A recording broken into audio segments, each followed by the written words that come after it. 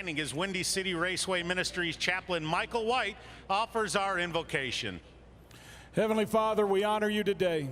We thank you, O God, that we live in a great nation, a nation that has been given free by you, and we can proclaim your name.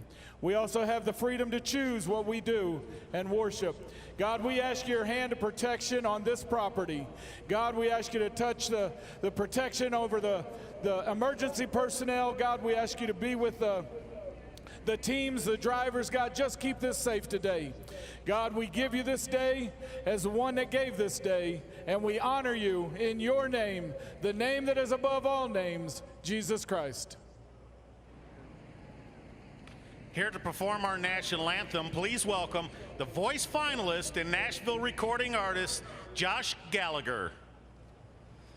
Oh, say, can you see by the dawn's early light what so proudly we hailed at the twilight's last gleaming, whose broad stripes and bright stars through the perilous fight o'er the ramparts we watched were so gallantly streaming, and the rocket's red glare, the bombs bursting in air, gave proof through the night that our flag was still there.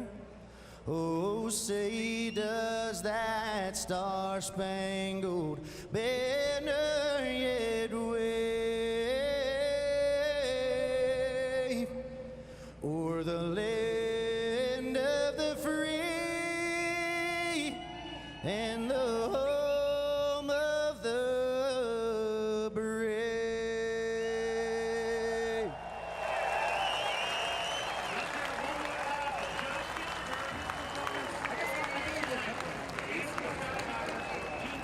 It's time for the drivers to climb back inside their race cars and go racing. There's an Illinois native. He'd like to get back to victory lane and get back to victory lane in 2019. Racing's next.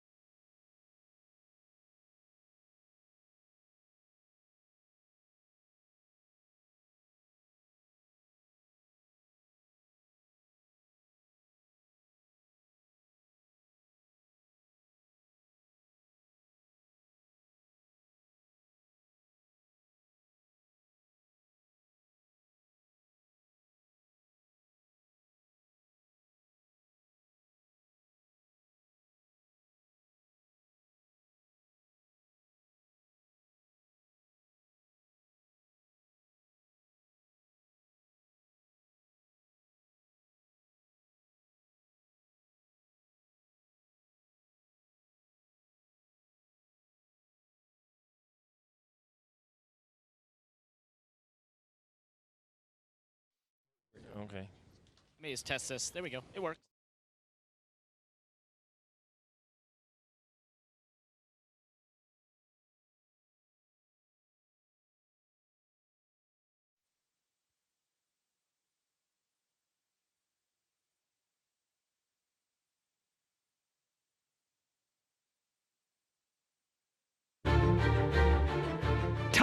Reddick wins the 2018 NASCAR Xfinity Series Championship. I knew the capability was there. It was just a matter of seizing the opportunity.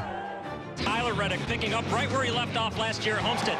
Yeah, baby! Yeah! My advantage over the other competitors is that I've got the best team, which brings the fastest race cars. Been a dominant afternoon for Christopher Bell. It is his 4th win of the year. I know what I want to do. It's just a matter of me executing it now. The crowd rises. They're all cheering wildly. Cole Custer picking up the victory. Big three looking very good to start 2019, and a couple other guys looking very good. On pit road, we have Parker Kligerman, and Christopher Bell just mentioned that they bring great cars. Well, he's a pretty talented driver, isn't he? No doubt, Rick, but with 4 wins on the season, you might think that Christopher Bell and this 20 team have no weaknesses, but you would be wrong. Worn out, slick, mile-and-a-half racetracks have been their weakness, so today is a test to see if they can turn around that narrative, Kelly. Well, Tyler Reddick has 3 wins this season. It's shaping up to be a career year, and he thinks he's got a hot rod again today. But after qualifying 9th, Tyler told me he is going to have to make up some of those spots early, and he's going to have to move to the top of the racetrack early. So look for Tyler Reddick in this blue and white car to get aggressive from the get-go, Dave. Last year, Austin Cindric ran the whole season. Only thing was, he ran for 2 different organizations and 3 different teams. That means that the rookie had a tough time bouncing around. This year, for the 20-year-old, it's all 22 all the time. A car with a rich history of winning in the NASCAR Xfinity Series, even here at Chicagoland, Marty. Dave, a lot of people have Joey Logano, the pole sitter, penciled in as the winner for today's race. He told me a moment ago, not so fast. My first Xfinity Series race of the year.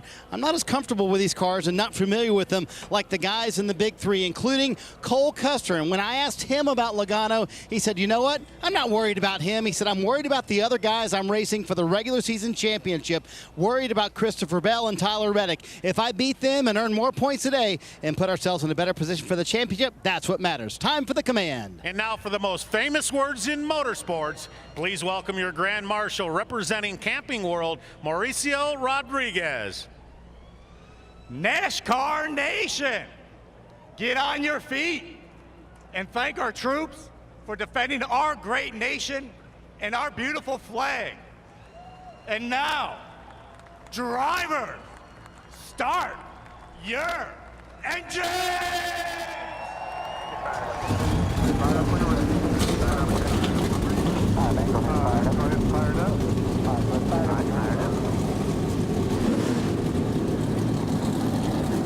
Love the enthusiasm at the end of that command. Fire up those engines. They have done just that. And all season long, it's been about 3 drivers. Christopher Bell, of course, 4 wins already. Cole Custer, multiple wins. And Tyler Reddick, also making it to victory lane many, many times.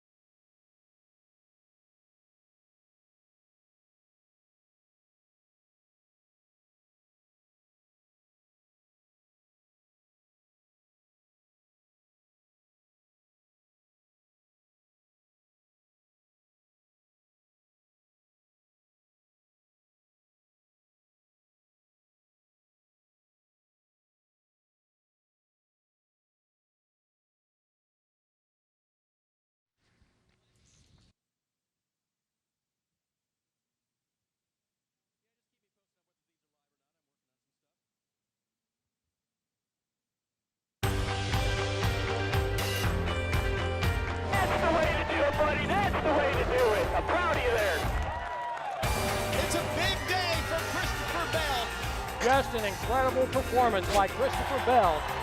He's been a beast all day long. Got another W. Thank you. An incredible sight, and we're waiting for another incredible race in the NASCAR Xfinity Series. Want to take a look at the starting grid. Up front, it's going to be Joey Logano, again making his first Xfinity Series start of 2019, and Cole Custer will be outside of him on row 1. Then going back to row 2, Ross Chastain, the big story of NASCAR in 2019, moving around from Cup Series to Xfinity Series, and now running for the Truck Series Championship alongside Riverton, Illinois, Justin Allgaier, still looking for his first win. He's got 2 wins here at this racetrack, though. Christopher Bell, Brandon Jones, 2 drivers that we would expect to be running up front today, and of course they're starting up front in row 3. In row 4 we have Austin Cindric and Riley Hurst. Riley only starting his 4th of the year. Then we have Tyler Reddick and Noah Gragson right behind them in row 5. Noah is on a 4-race top 10 streak. And behind them, Chase Briscoe and Ryan Sieg. Ryan Sieg sporting a new sponsor this week, the Big Green Egg. We're expecting some food after this show, Rick. Well, there is a barbecue competition going on here at Chicagoland as the grid continues to roll at the bottom of the screen. Let's see if we can dial up Tyler Reddick and talk to him before the green flag flies. Hey, Tyler, it's guys up in the NBCSN booth. You got us? Yeah, guys, I got you. Well, man, and everybody in the garage is talking about you and your team having the fastest car. You didn't qualify as well as everybody thought you would. You okay with that? Man, I don't know. You must have watched something else. That 00 was pretty quick yesterday, and that second practice. But, you know, I know it's going to be a little bit hotter than it was then, but we've always had a really good car here, pretty much everywhere we've gone. So that just gives me the confidence to go out there and do what our team needs to do. Well, we're going to see you wrapping the boards here in a little bit right against the wall. Tell us why you're so good at that. I think I'm around the bottom of the game. I'll be honest with you guys. I'm just kidding. Yeah, I don't know. It's just a rhythm thing. I've just always just love running the top on dirt tracks, love running the cushion, and just somehow seem to find some sort of similarity between the two, and I've just got onto it pretty well. Well, either way, we know you'll give us something to watch, something to talk about. So have fun today. Good luck, man. Thank you, guys. Have fun up there. Glad to be back on NBCSN. We are definitely glad to be back here to watch guys like Tyler Reddick. We're riding along with him. You see he has the Chevrolet onboard camera. Starts 9th, so he's got a little work in front of him. And the 20 of Christopher Bell, a little bit closer to the front. He has the Toyota onboard, and he will start in the 5th position today. Ross Chastain has the helmet cam. What a great perspective. Nutrient Ag giving us that perspective. He starts in the 2nd row in that 3rd position. And then Cole Custer has the front row with Mobile 1, and he starts in the number 2 position alongside Joey Logano. All right, let's break down this race. We'll go back to crew chief and driver, Steve Jr. Well, Dale, we already talked about how tough this racetrack is. It's an old, worn-out mile-and-a-half racetrack, a lot of bumps. With today's race, 200 laps, 300 miles, that's going to be broken down into stages as always. Both the first and second stage, 45 laps in length. That leaves the final stage, 110 laps. Fuel window, just about 60 laps, but I'm thinking you'd be calling for tires well before fuel. Yeah, absolutely. You're going to probably not need tires or fuel in that first stage or the second stage, but in the middle of that final stage, the strategy of when to pit is going to be real critical. Yeah. Yep. Let's talk about our spoilers today, guys. Who can upseed or come in here and sneak a win away from the big 3 or that Cup driver Joey Logano? The most interesting man in NASCAR right now is my spoiler, Ross Chastain. He's got 39 starts across all 3 series this year. That's incredible. He's only missed 2 races of any race. This is his 3rd start in a 10-car, legitimate shot at a win today. Well, Steve? Chastain would be a great story. Well, I'm always a sucker for a hometown guy, right? Well, how about from Illinois, we have Justin Allgaier. Remember, last year at this point, he already had 2 wins on a 5-win season. Winless so far. Not only the hometown for him, but Rick, also the hometown for Brandt. You see on the side of that car, they're from Springfield, Illinois. I couldn't think of a better storyline than him heading back to victory lane. Well, you guys keep using emotions for your picks. I'm going to use stats. I think the sleeper is Noah Gragson. 2 mile-and-a-half tracks this year that he's run very well on. Las Vegas finished 3rd, and at Charlotte finished 4th. So here's a guy who I think has the numbers to get up there and spoil the fun today. You guys are picking big names, man. I'm going to go with somebody that not most people are thinking about. I'm going to go with Chase Briscoe, and here's why. Chase Briscoe in 2016, his first really full season in pavement racing, he won the ARCA Championship, 6 wins, including a win here. He has 2 truck wins, and he won the Xfinity race last year at the Roval. So I know my man can drive. Hoping to see him come from the back. Got an unimproved adjustment, but he'll be all right. Just to remind you guys, I will be bringing back your sleeper picks at the end of stage 1, stage 2, just to see how we're doing as a group. So the field now in the hands of Joey Logano. And Logano will be on the outside in the 12. Cole Custer on the inside, and we're racing from Chicagoland.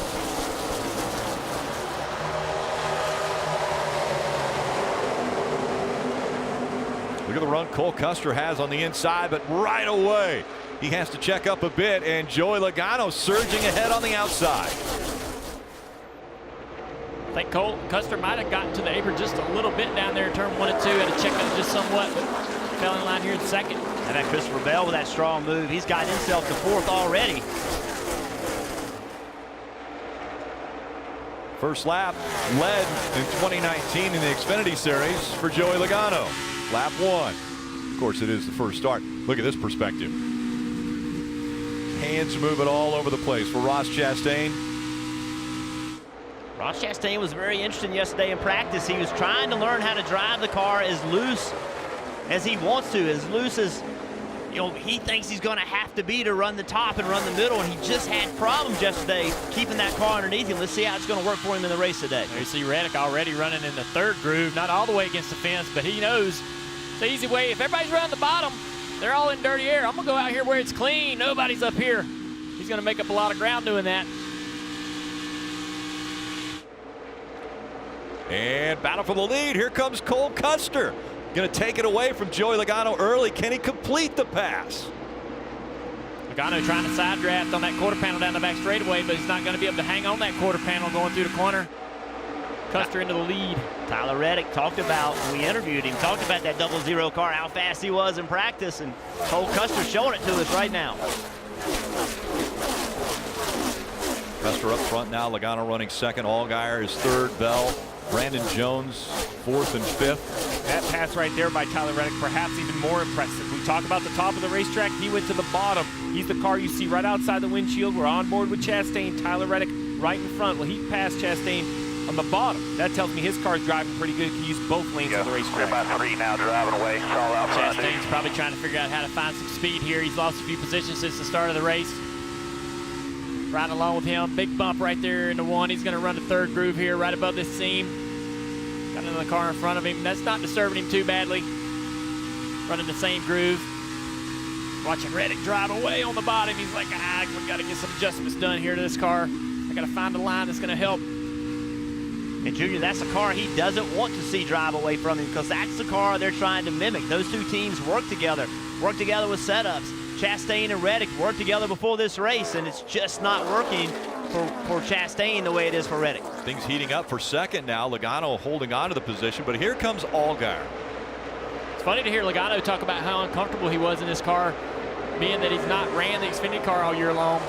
That is such a true statement, especially this year, because of how different the Cup cars are to the Xfinity cars. The setups, the downforce, the power.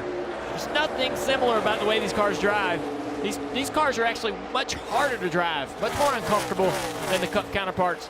So Logano, I think he will figure it out, understand what his car needs, what he's trying to accomplish as the race goes on, but right now maybe not so confident in what he's doing.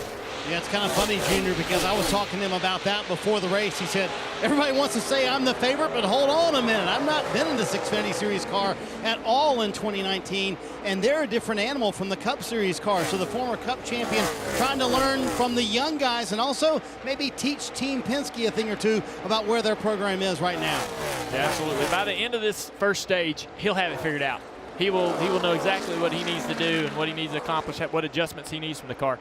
Well, and he's in that car for a specific reason. Is that trash on the grill? Yeah, it looks like a big piece of plastic or something. Yeah, it's a tear off that's come off of another car, and that is completely covering that grill. He has got to get to pit road to get that off quickly. That is going to skyrocket the temperatures on that motor in a short period of time. I don't see him being able to get that off by getting up behind another car. He's going to have to lift to get behind Allgaier. He can't continue to run. Yeah, even if he does, though, that's such a big piece, I don't know if it'll come off. He's got to let him go and then swipe behind him, like make a big aggressive move to try to get behind him to let the air pull that thing off. Are they sticky though? I mean, could it be stuck now to that? I mean, even if he does get somebody in front of him?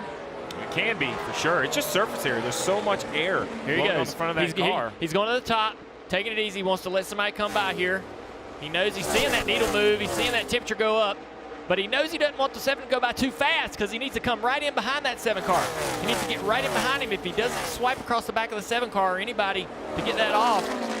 And he doesn't want that. He doesn't want the 20 of Bell to fill that hole. He wants to try to use this 7 because if it doesn't work with the 7, then he could use the 20. It's not quite close enough. There it did work. Yeah. All right. I was with perfectly. You. Yeah. Cut video, show it to drivers. Textbook move by Joe Logano. I didn't think it was close enough, Dude, guys. That came off way easier than I thought it would. But you see how it changed the pressure. Fans back home watching, when he gets behind that car, the pressure changes on that grill. All right, now he's like, all right, I got it off. Yeah. Now I'm going back by you. Thanks now I for got the to help. get by Christopher Bell. I've got to get back by Justin Allgaier, and I've got to figure out some way to get by Cole Custer. Cole Custer out front here. Nope, no more problem for Joey Logano. Window tear off, gone. Custer, he's trying to check out as well. 2 seconds in front.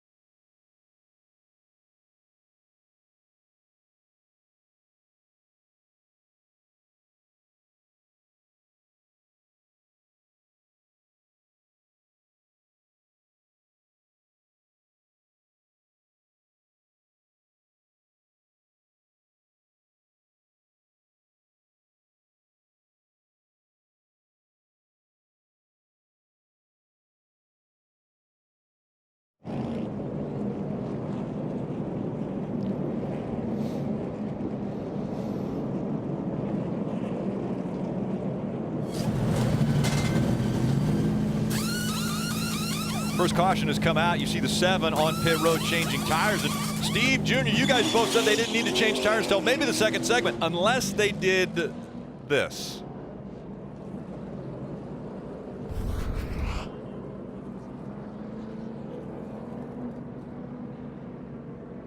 Our guy gets down in the corner and gets over that bump, gets the back of the car upset. We saw it in the pre-race, get loose over that bump. Trying to save it, trying to keep that splitter out of the grass. He does a great job, never really locks up this set of tires. I don't know how badly they'll be damaged, but certainly no good now. Gonna put on stickers. Yeah, just a slow spin. Like you mentioned, he turns to the bottom of the racetrack. Logano's on his outside, not real tight. I don't think he's losing any downforce or side force. This would be a great shot right here. I think this bump upset his car as he turned down in there. Boom. Awesome here. Easy. Made it to the bottom of the racetrack. He's complaining about being tight into the corner and the car not having much right rear grip, lateral grip on the back of the car from the center off. Just got out from under him, man. That's just simply spinning out. Well, the penalty now is basically, they've used a set of tires. So if NASCAR doesn't give them another set, Kelly, I think that's going to put the 7 car a little bit behind. I can tell you right now that his crew chief, Jason Burnett, just seemed really calm about the tire situation, said we'll be just fine. And Justin Allgaier explaining on the radio exactly what happened when he spun out. Yeah, Jason, I'm way too free when I lean on the right rear right here, way too free, but I'm plowing as soon as I load up. So, like right there, I loaded up hard, and it just took off on me once I got all the wheel in it. You saw him go through the grass there. He was a little bit worried about the splitter, but I don't think there was any damage. He also didn't flat spot the tires, but obviously they changed them, gave him some fresh rubber anyway, but now he's got the challenge of moving back through the field from the rear. Well, it's a great report that there's no damage to the splitter and the sets of tires. So basically in the Xfinity Series, there's a limited amount for every race. There are in the Cup Series as well, but it's much less. Only 5 sets in the pits currently. You start on a set 5 times, you can change tires. You imagine you burn a set at the end of each stage. That gives you 3 sets for that last 110 laps. Jason Burnett right here, he just has to understand where he stands now. He's a set down of good tires, even if those tires are still okay, versus the leaders. So he's probably just hoping for some green flag racing. He doesn't want to see a bunch of yellows where other competitors have the chance to put tires on. Allgaier comes back out and scored 31st now, so he's got a lot of work in front of him. At a racetrack where he's won twice, calls his home track. He's got time, though. That's the one great thing. This is a 200-lap race, and only 14 are currently in the books. And this is the first restart of old tires. So let's see who can get launched well, who doesn't spin their rear tires, and see if the bottom of the top works. Cole Custer obviously picked the top right here. Cole Custer on the high side, and Logano on the inside now. We'll see if Logano, after getting that windshield tear off the front of the car, can do anything with Cole Custer. A great restart for Logano. Oh man, they about made contact there with Cole Custer. Logano went to the apron I don't know, to get some drive. It just shortens the track up. He just is shorter, it's just shorter to get there. He just turned left and made it a straight line, and it's a shorter way to get to turn 1, and he beat Cole Custer that way. He sure did. Then he came back up the track, almost made contact with a 0-0. Look at Reddick at the top of the racetrack trying to make up a lot of time on these guys. Brandon Jones, yes, and that very fluorescent number 19 on the outside of Christopher Bell. He had a good run last night in the truck race, ran second, running third tonight. Look at that restart again. Well, Joey Logano and what he did. Half off you. That kind of shook up the 0-0 there. He wasn't expecting that. Cost him a little bit of momentum into the corner. Christopher Bell, I consider that a little bit of a defensive move to move to the top of the racetrack. I don't know if it was better for his car, but he knew he had to take that line away from Reddick. Let's see as they go into turn 1 where that car goes, whether it goes top or bottom. And back here's Justin Allgaier moving through the field. So let's listen in to Cole Custer's radio communication and see just what it was like for him. Both legs pushes up, getting into the corner. Oh yeah, drove us out of the groove. That's nice from teammate. He ain't nobody's teammate. That guy ain't nobody's teammate. You heard it right there. Look at that 2 car on the outside. Reddick's coming. He is making it work. And watch Christopher Bell. Now he's gotten by Brandon Jones. He knows, as you said, Steve, he knows where that 2 car is going. He's going to the top. Christopher Bell told me this week that he's going to run the top. He's going to show, he needs to show Reddick. He needs to show Custer. He can run the top as well. And he was going to get committed to running that because he feels like he has to if he's going to win the championship at Homestead. But Jeff, I think the 20 went up originally to block the 2, and it worked for a couple laps, and that's how he got by Jones. back to the bottom, still clear, half back on the line. We'll see what his choices are now. As the 2, here's why the top works. It's not off the corner right away. It's all the way down the straightaway. Look at that bright blue and white 2 car kind of pull away from Brandon Jones. And now it's Christopher Bell and Tyler Reddick that are nose to tail. Earlier, Christopher Bell was asked about Tyler Reddick. He said, you know what? I call Tyler Reddick a win it or wear it guy. And we see Cole Custer now trying to take the lead once again away from Joey Logano. Logano running right up against the wall. And Cole Custer has the lead, but for how long? Look at the run now Logano has. Cole Custer blocked that top line, did not want the 12 to get the outside, so Logano dives to the bottom here. He's going to clear him. Will he maintain that speed? Here comes 0-0 back on the outside. Logano's going to have to get in that lane. Nope. He's going to clear him. Here comes 0-0's run down the back straightaway to the inside. It's great racing right here, guys. Swapping lead. Cole Custer. Now, Junior, it was a year ago during the Cup race that he slid up in front of that guy. So we're not seeing the slide job anymore here. They're just utilizing that lower line to get by. Yeah, it's not the last lap either. It's not all or nothing. This is some awesome racing, and Cole Custer, this guy's really came on this year. We were waiting on him to start to shine. He's winning races. He's running against the Winston Cup Series champion, and he's out there showing him how it's done. Pretty impressive stuff. What year is this, Junior? What year is what? Well, you said the Winston Cup champion. I want to know what year you're talking about. What year did we go back to there? Right on, right on. Glad to cut the vintage T-shirts off, man.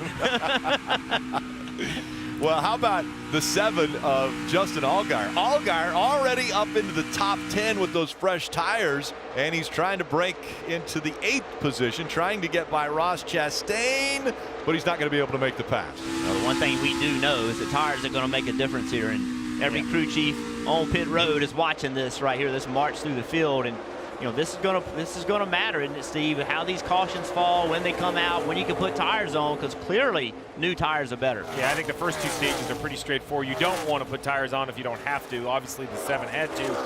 As Dale mentioned earlier, that last 110 laps with multiple sets. When do you put them on, and how good is your car on old tires? Because that seems to be the strength of this 2 of Reddick. He seemed good early, but the longer they run, the better this 2 looks. Check this battle out. Reddick now on the bottom. The 20 of Bell, he took the top, so Reddick had to go somewhere else. Pretty interesting watching those 2 guys race. Christopher Bell, when he runs the top, he doesn't enter on the top. See where, now he goes back to the bottom, but see the 2 and the 12, they enter right against the wall. They much, much closer to the wall. Bell was giving himself a little bit of space entering the wall. Got tight right there. Look at this run. Well, now Christopher has to make a decision. Is he on offense or defense? Because defense would say take the top away. Offense would be the bottom to pass the 12. And whatever lane he doesn't run, the 2's going to run. I see Tyler Reddick here getting a 2-for-1 off turn 2, maybe pass them both off the top side. This looks a lot like the Cup Series a year ago. The Big 3 and Logano. Well, Logano ended up being the champion. But right now, it's Cole Custer, Christopher Bell, and Tyler Reddick all inside the top 4. And then you mix in the 12 of Joey Logano. Cole Custer, 0.6 of a second lead over Logano here at Chicagoland.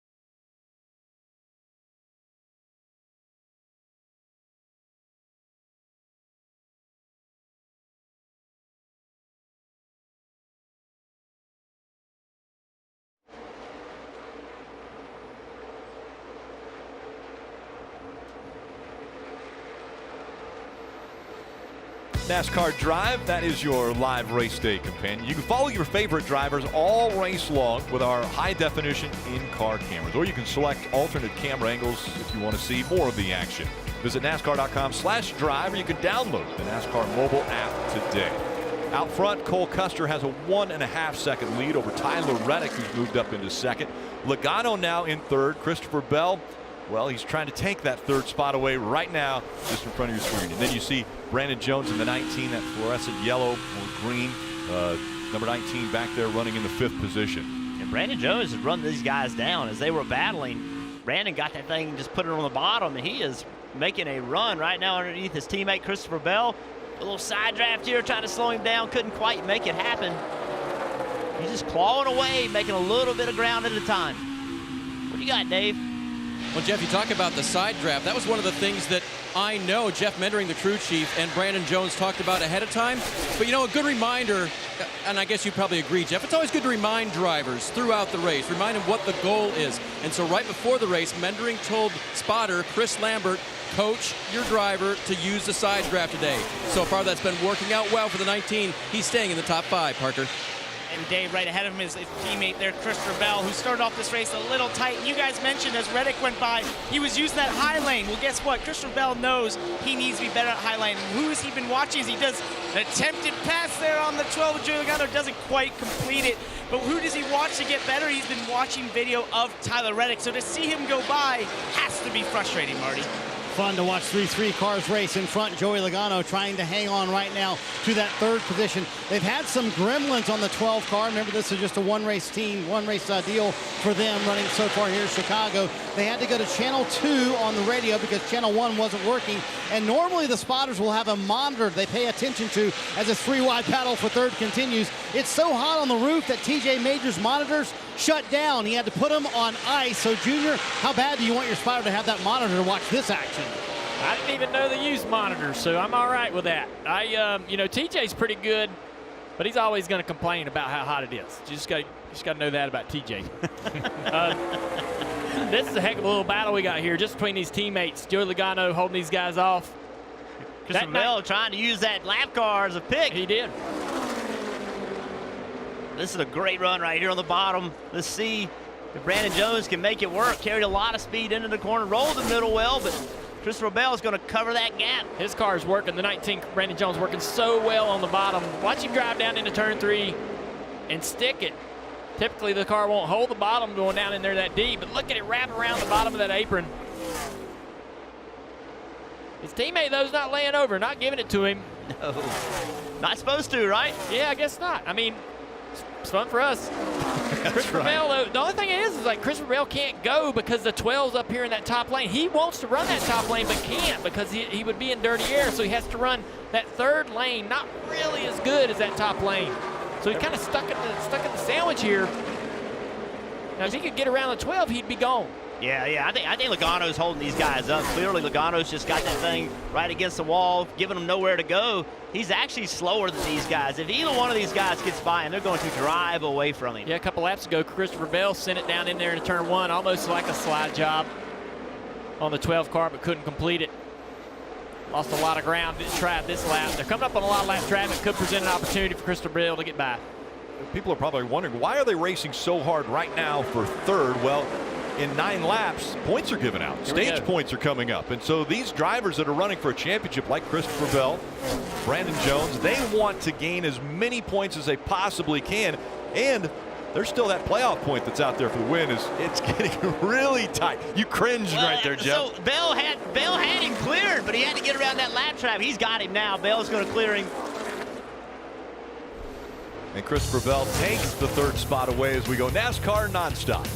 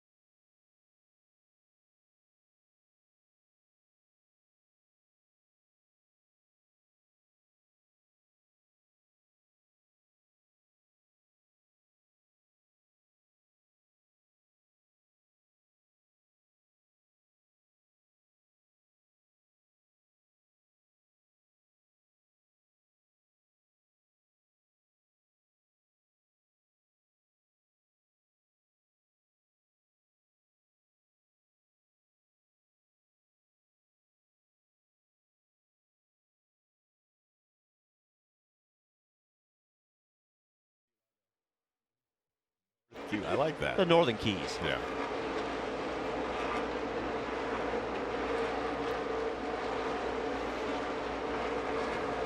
You haven't missed a second of the Camping World 300 from Chicagoland Speedway. Still out front, it's Cole Custer. The gap was closed. Tyler Reddick looked as though he would challenge for maybe the stage win, but then the gap has really leveled off. It's about 0.6 of a second between the top two. And Tyler Reddick looked strong early, Kelly.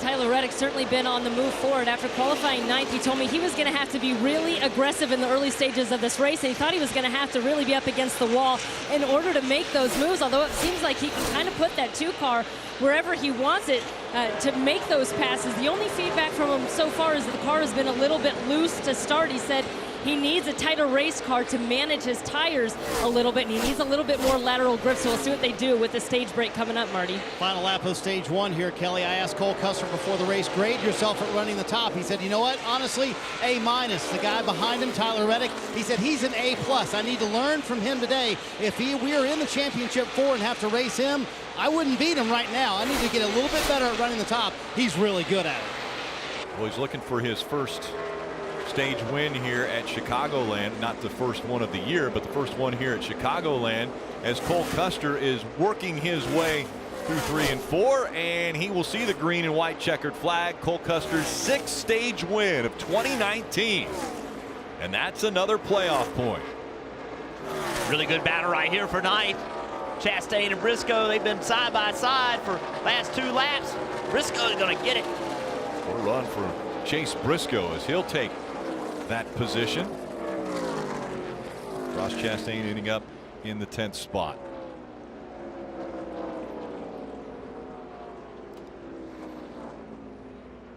Cole Custer, an impressive run, able to get by Joey Logano and then hold on to that lead.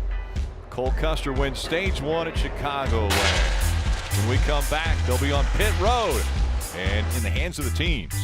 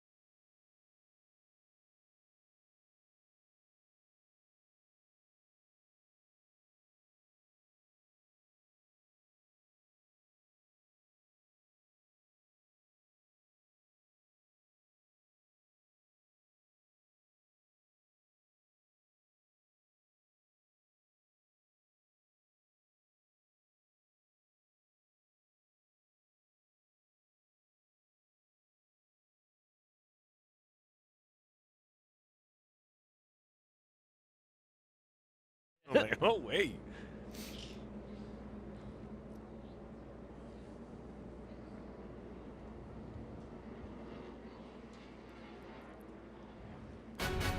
NASCAR on NBCSN is brought to you by Toyota.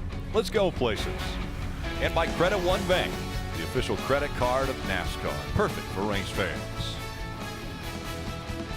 And cars ready to make their way onto pit road, and that means that they're going to be coming right at you, Parker. That they will, and Christopher Bell is going to pit out of the third place position. His team is trying to pump up, telling him he's doing a good job compared to the two in front of him. His championship contenders there, Tyler Reddick and Cole Custer, just a little bit tight inside that 20 car to run up top. It's going to be Ford Goodyear tires and Sunoco fuel, Kelly.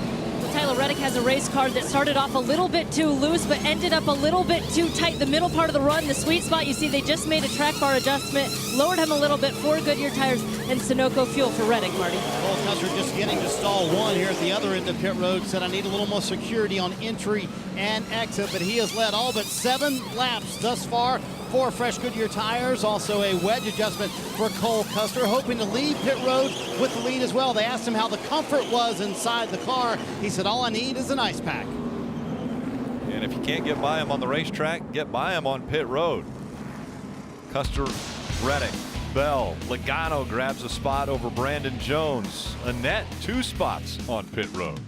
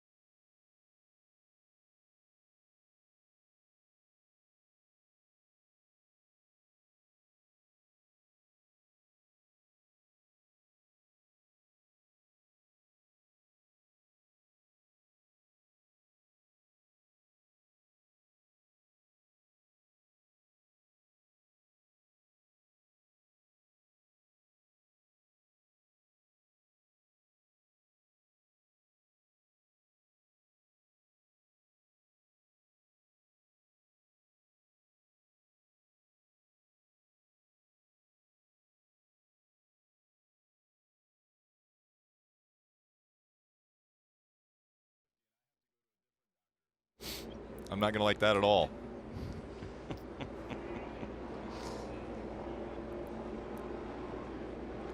Chicagoland Speedway, definitely a destination. This is an incredible event taking place here as we're getting ready for the 4th of July weekend. A barbecue smoke down taking place here. A little competition there, as well as the Pit Bike Nationals. You know, Ryan Villapoto also here on hand. And then the slip and slide.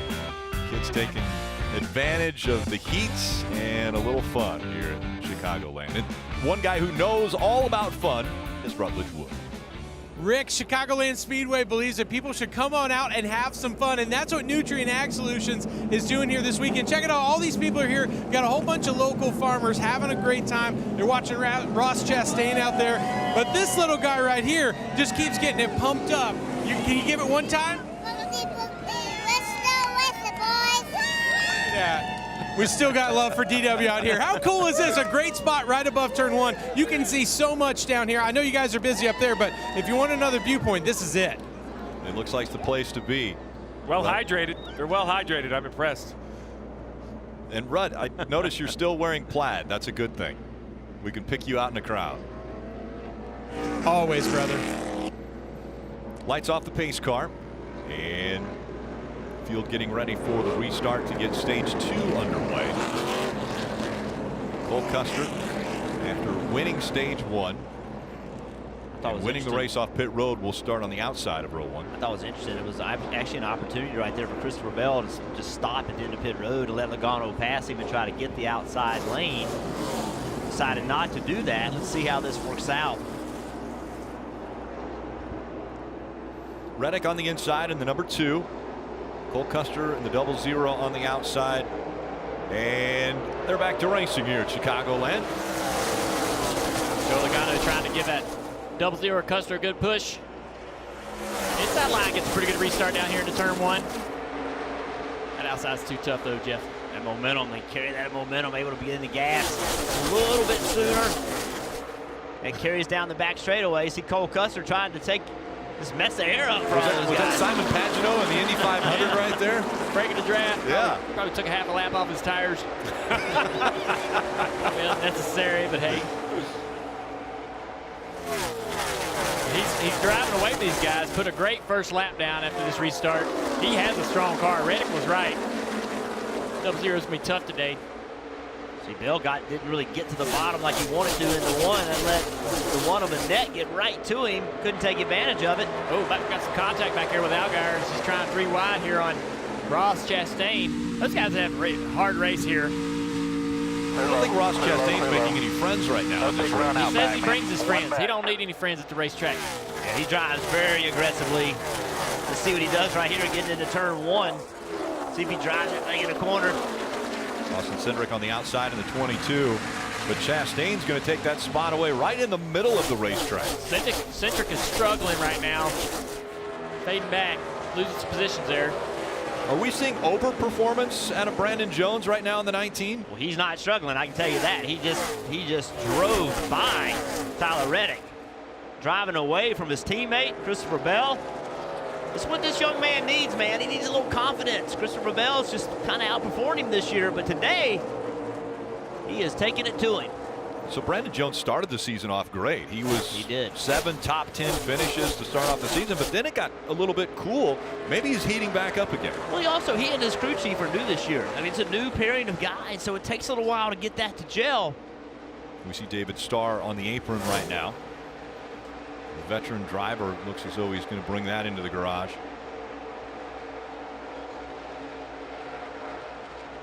We stayed green. Stayed racing as Cole Custer's out in front of Logano by 0.8 of a second. Now you see Christopher Bell trying to get to the inside of Reddick. Reddick struggling right here. I mean, you know, I say struggling, he's running 4th, but we thought yesterday after the first practice that he was definitely the car to beat. He was a couple tenths faster than the field, but for whatever reason, whatever adjustments they might have made in between the first stage and this run here, they got some work to do to get that car to where you can compete with those leaders. Well, as a crew chief, one thing you have to be very careful about is the feedback you get from your driver on new tires versus old tires. If you adjust your car, what Ford was driving like at the end of that run when Tyler Reddick was good and up and against the top, we may see that improve at the end of the run, but will he make up the time he's losing currently? He's lost a position to Jones, and if he doesn't get going, he's going to lose a position to Bell. You used the word defensive earlier. Are these guys starting to look in the mirror and drive a little more defensive, take away the preferred line like Cole Custer? We've seen Cole Custer obviously run out front and take away everybody's line, but we see the 2 of Tyler Reddick running that high line. Is that taking away what Christopher Bell wants to run? Now he runs to the bottom of the racetrack, taking that line away. I think Reddick should be driving out of his mirror if he assumes he's going to be good on older tires. You don't have to repass these guys, but that looked like a lot of sliding to me. He definitely needs some lateral grip. He's probably going to be complaining about loose, especially on corner exit. And we talked to him about his car and how he's using this race to really prepare for Homestead and how he runs the wall and runs high at Homestead. He said the other race that they would compare that track to is Fontana, and he fought drive off as he goes to the top of the racetrack. He said he fought loose on corner exit, even up against the wall. Still seems to be fighting that here. Don't you think if you're loose on the bottom, you would think it would tighten up a little bit running the top? Running against that fence, you get a little bit of a cushion of air in between you and the car as that air tries to funnel back to that quarter panel and get against that wall. And you get a little bit of lateral grip there, a little bit of side force built into the car running up there, but You got to run that bottom on young tires. On new tires, you got to run that bottom, be able to run down there and make speed. And he's struggling to do that here on the first part of this run. I expect his car to get going as we move on into the run. And Junior, I always had a trouble, like right there where Christopher Bell is. He was having to follow the two of Reddick. Every lap they were running the bottom. Reddick went to the top. Now he has clean air for the first time. Now you have to drive the car differently. That first time that Reddick went to the top, Bell didn't know he was going to go to the top. It surprised him a little bit. Now he's having to learn how to drive his car in clean air. It takes a corner or two to really get yourself in rhythm. Kelly, what are we hearing about Tyler Reddick and this racing that's going on right here? You know, he's been quiet so far here in stage 2, but you guys were talking about the adjustments, and as I said, they lowered the track bar. They were trying to tighten him up because he fired off too loose to start this race, so they were trying to kind of rectify that to begin with. And then you talk about the comparisons of this track to Homestead. Well, Tyler told me more important than winning or even really having a good result here for him today was just to simply learn something that they could use in that championship race down there in Miami. He said, whatever we run here and find that works, we'll probably end up having some version of that package when we get to the championship race. A lot of learning going on right now between probably 2 of the championship 4. You see Tyler Reddick and Christopher Bell. Very close call right there. Christopher Bell taking a little air away from Tyler Reddick.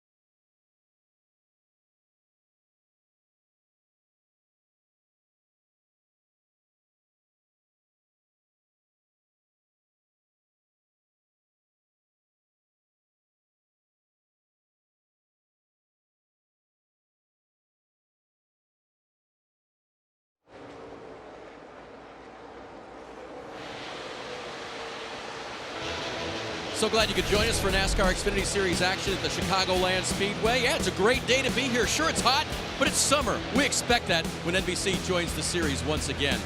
So Chase Briscoe's day has been interesting. He started at the back of the field for an unapproved adjustment after qualifying, and he's worked his way up into the top 10 by the end of stage 1, and he's running 7th position right now. And no one could be happier about that than 13-year-old Darren Stark. And why is that? Because Chase is Darren's sponsor on his micro sprint car.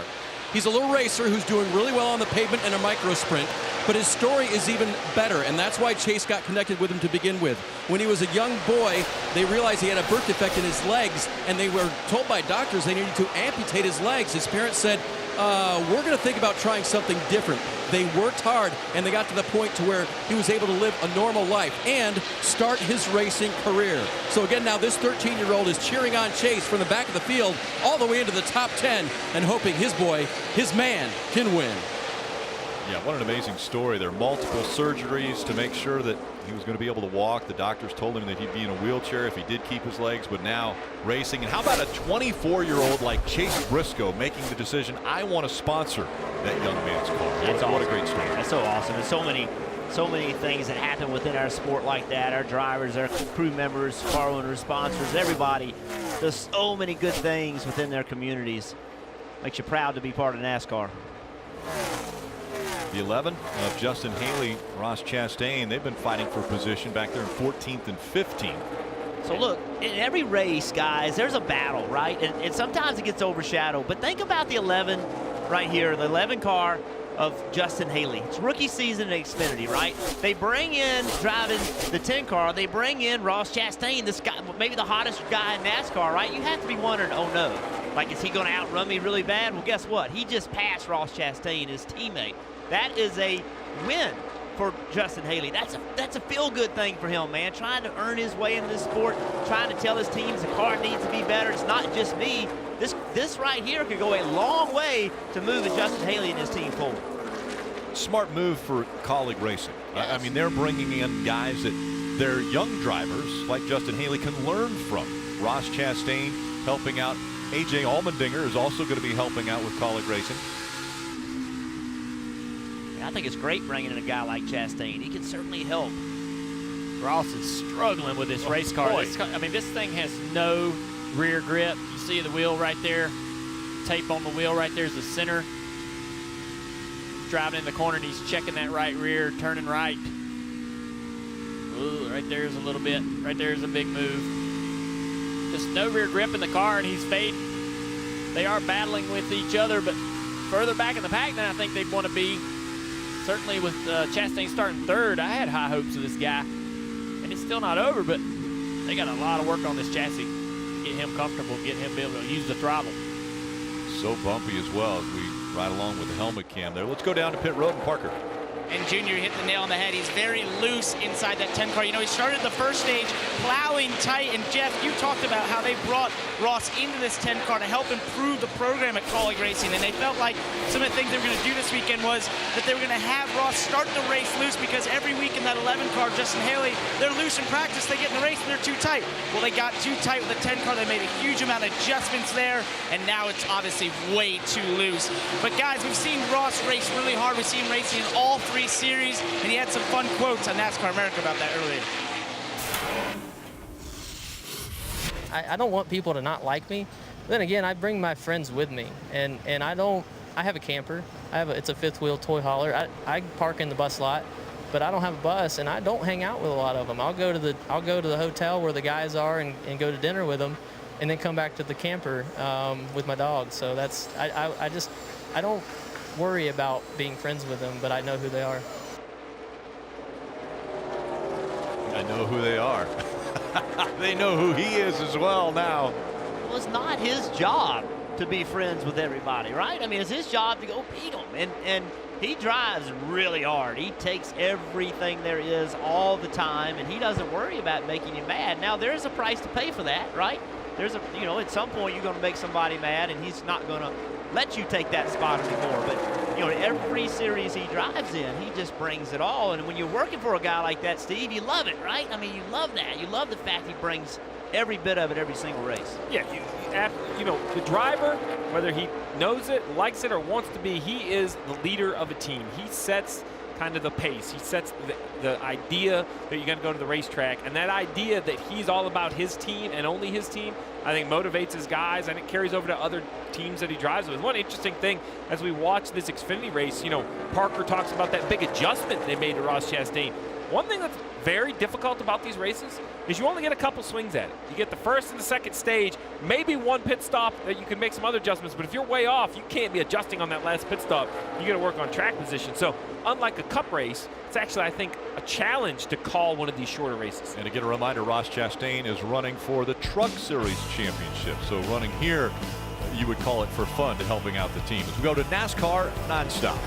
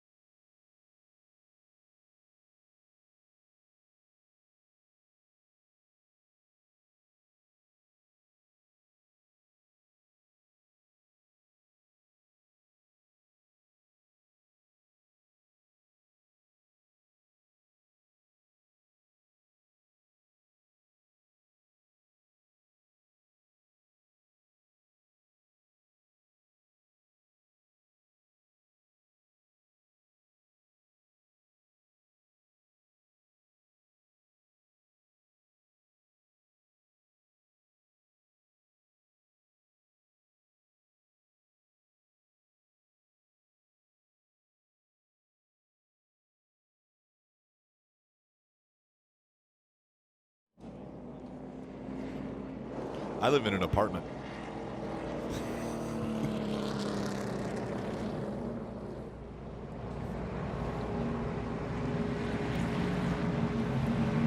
Third caution of the day. One of them was for the end of stage one. The other two have been for incidents. This one was Ryan Sieg in the 39.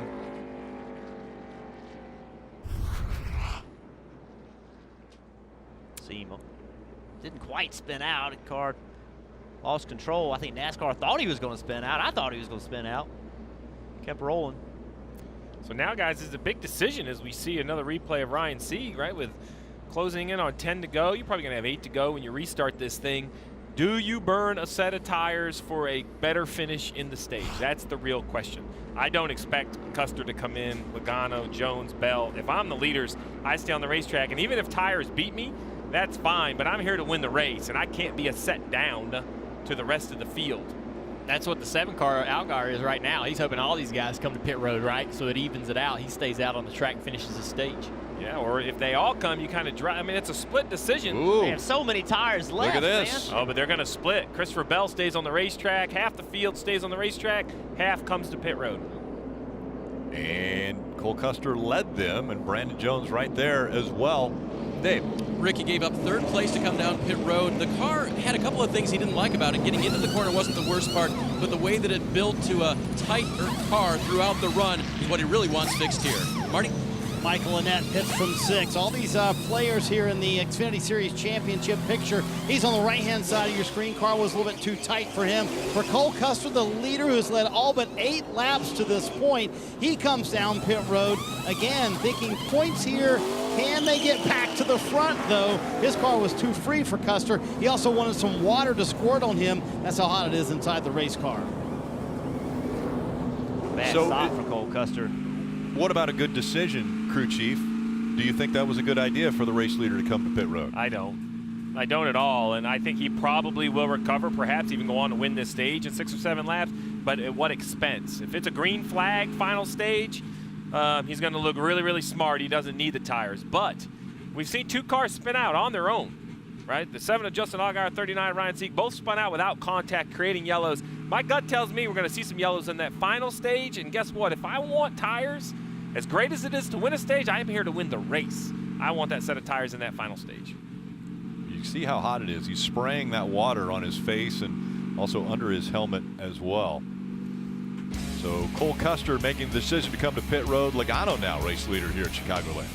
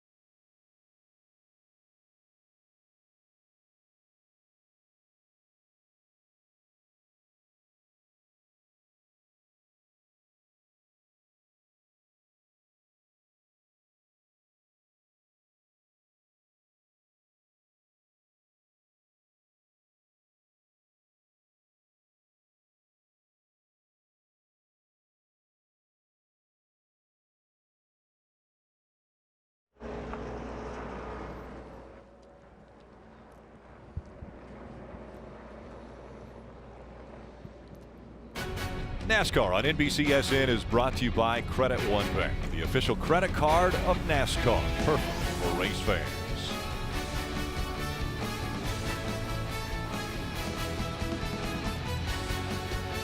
And make sure to catch all the action of NASCAR on NBC with the NBC Sports app. You can get closer with the alternate camera angles, driver stats, and track information. It's right there at NBCSports.com/live.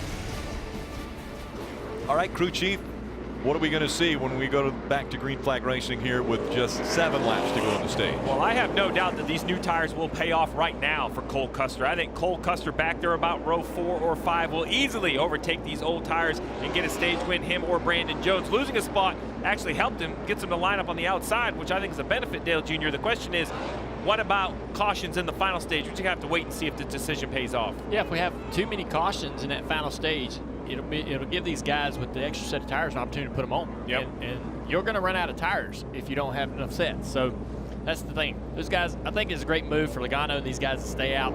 No need to pit. You're going to lose a few positions here, but you'll be up a set of tires for this last stage. Well, here's where we are. You know, the guys that didn't pit, they still have 4 sets in the pits. So they have 4 sets. The guys that did pit have 3. So 3 sets to end the race. You know you're going to put a set on at the end of this stage. I think that's worth a gamble, but only time will tell. How about it, Marty? Joey Logano stayed out. Here's the conversation from Matt Swiderski to Joey about why they decided to stay out. They put a set on here, they'll put a set on at the stage, and then they have 1 more set for the end of the race. Basically, we're going to have 4 sets to run the final. They're going to have 3. We'll see if they stay out there. They're going to get merged. I think they're going to have to burn a set here and be down. So for the late race, the caution will be in a better spot here. We're just going to take a lumps here. 10-4. And actually listening to the radio for Cole Custer and Mike Shiplett, Mike told him on the radio a moment ago, we're going to stay out at the end of the stage and only pit 1 more time. Interesting, Parker. It is exact same conversation on the radio, the 20 car of Christopher Bell, Jason Ratcliffe trying to sell him on this strategy, and they were updating him where the new tires are, Kelly. Tyler Reddick did pit. He did not like his race car after the last changes, so they went up 2 turns on the track bar to loosen him up. He's showing 11th right now. Interesting strategy being played by these teams. Now it's only going to be 6 green flag laps of racing before the end of the stage. How does that change strategy? Well, something else has changed, a lineup change. So now, now you see the 19. He's actually on the outside and 00's on the inside. Let's see how that affects this restart. That outside should be the advantage. So it's Logano. He'll be on the outside of row 1 with Christopher Bell on the inside. Take a look at what new tires will do. Go below that white line until after you cross the start-finish line. So you see that 00. Custer went down there as soon as he could. There were 3 wide and cars falling back quickly as the 00 Cole Custer, coming out of 2, has already made it up into the top 5.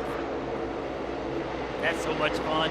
Man, when you got new tires, it's Christopher Bell trying to take this stage win away.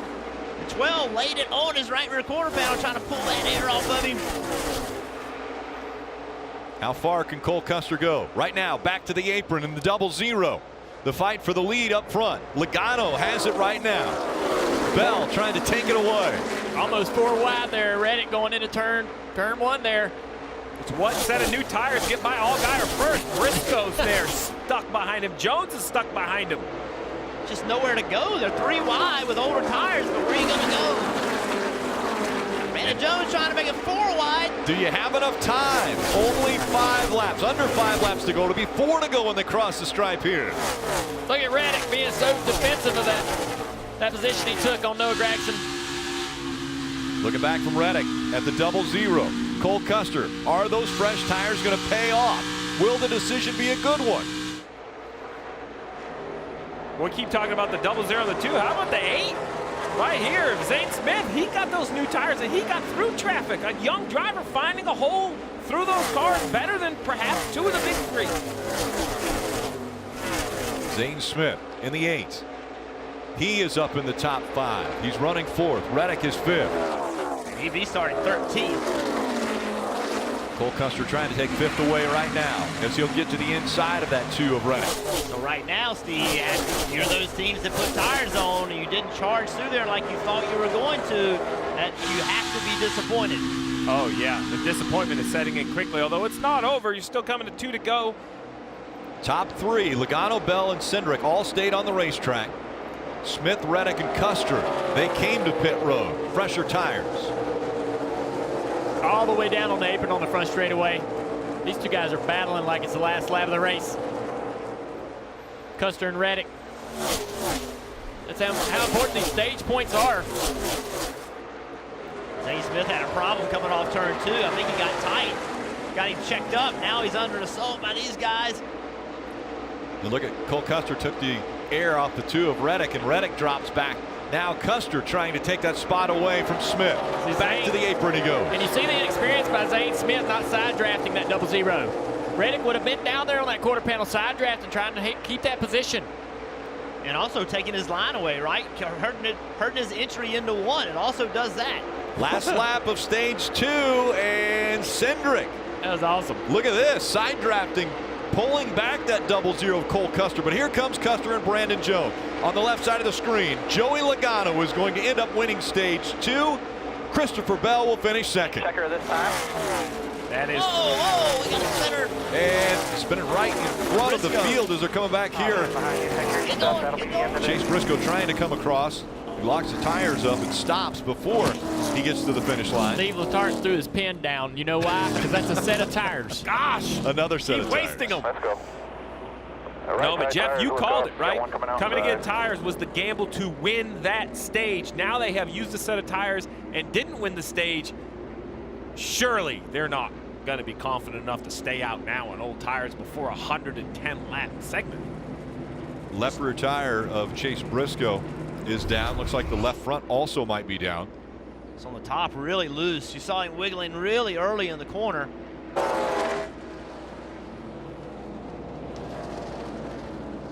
Good to stay out of the grass. It's gotta be quick zone. We can't pass cars with no tires on. ride for Chase Briscoe to end stage 2.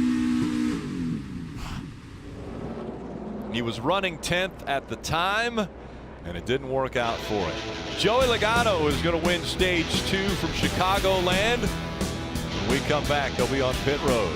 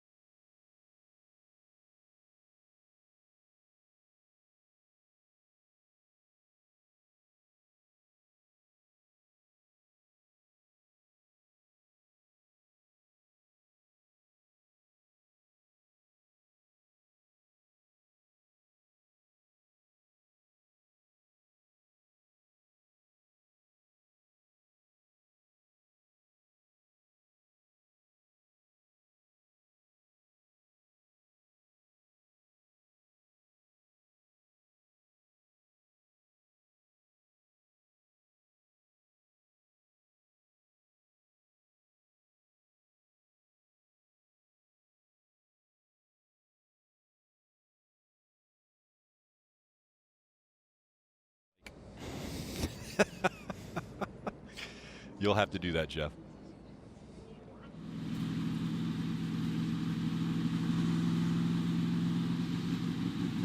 "122 degrees inside of that car. As you can see the thermometer there, 122 degrees, and now it's probably even warmer as there's not a lot of air going through those cars. So important to earn stage points, and you see today Cole Custer has earned 18 stage points. So no matter what happens at the end of this race, he's already banked those 18 stage points. Bell also with 17 points. Very important as they have the eye on the prize, the playoffs, which are coming in not too many races from now. And now they come to pit road. Who will stay out? Looks like Cole Custer's going to stay out. Brandon Jones also staying out. Let's go down to Parker. And Rick, I love that call by Jason Ratcliffe on this 20 car to stay out there, finish second the stage. Christopher Bell said the balance is great. They're going to do 4 Goodyear tires and ice pack and Sunoco fuel in the 20, Dave.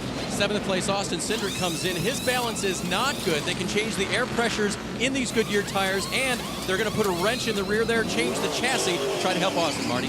Joey Logano said he's still too tight at the 2/3 mark of the corner, but fighting it. And he also has mentioned twice now the temp under the number that they would normally want. They're going to put some tape on the grill here.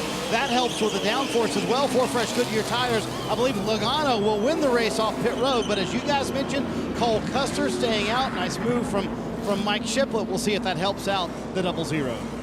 Yeah, Marty, there were 5 cars that stayed out on the racetrack. Cole Custer, Brandon Jones, Tyler Reddick, Herbst, and Galding.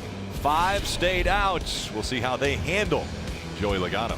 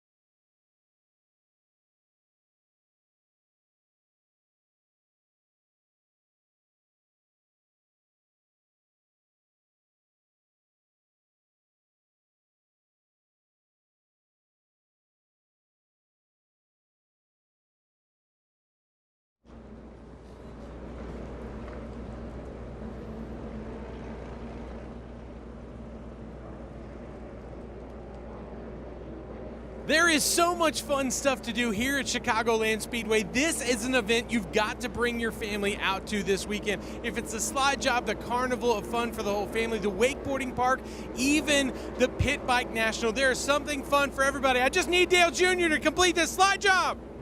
Slide job.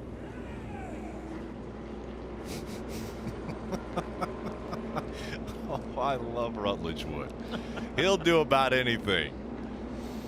Well, he's going to be a part of tomorrow's broadcast, which we're really looking forward to as well. Monster Energy Cup Series. Again, race 17 for them. 10 races until the playoffs. What a great place to come if you're in the area. Come out to Chicagoland and see the incredible racing. We've already seen it here in the Xfinity Series. It's guaranteed in the Monster Energy Cup Series. The practices have been amazing already. The 2 practices that the Cup Series had, and then qualifying obviously is going to take place after this race, but we're really looking forward. That coverage begins at 3 o'clock tomorrow. Yeah, really excited. Practice was crazy, like you just said. The race is anything like practice. We're going to see a great race, but all the other stuff too. I mean, the activities here at this racetrack, it's just the whole front straightaway is lined with activities. Fun place to come. I'm fired up because I think it seemed like some new players at the front of the field speed-wise at the Cup level. Kevin Harvick looked great in practice, but the 88 of Alex Bowman, the 48 of Jimmy Johnson, great on the average speed. So it'll be interesting to see tomorrow afternoon if that really pays off when they all get in the race. Denny Hamlin looked pretty strong as well. We've seen a lot of drivers dealing with the heat in this race. So a lot of drivers spraying water on themselves, putting ice bags down their driver suits when they come to pit road. The way it started for Christopher Bell. Starting out with ice bags. A lot of guys working on getting that core temperature down.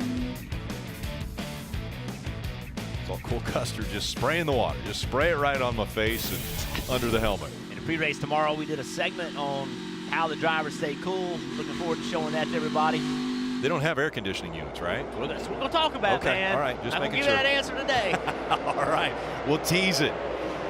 Start of the final stage from Chicagoland for the Xfinity Series, and once again, it's 4 and 5 wide as they go into turn 1. Christopher Bell trying to jump underneath Gaulding there. He didn't want to get trapped behind that car going down into turn 1. Go ahead and dispense with that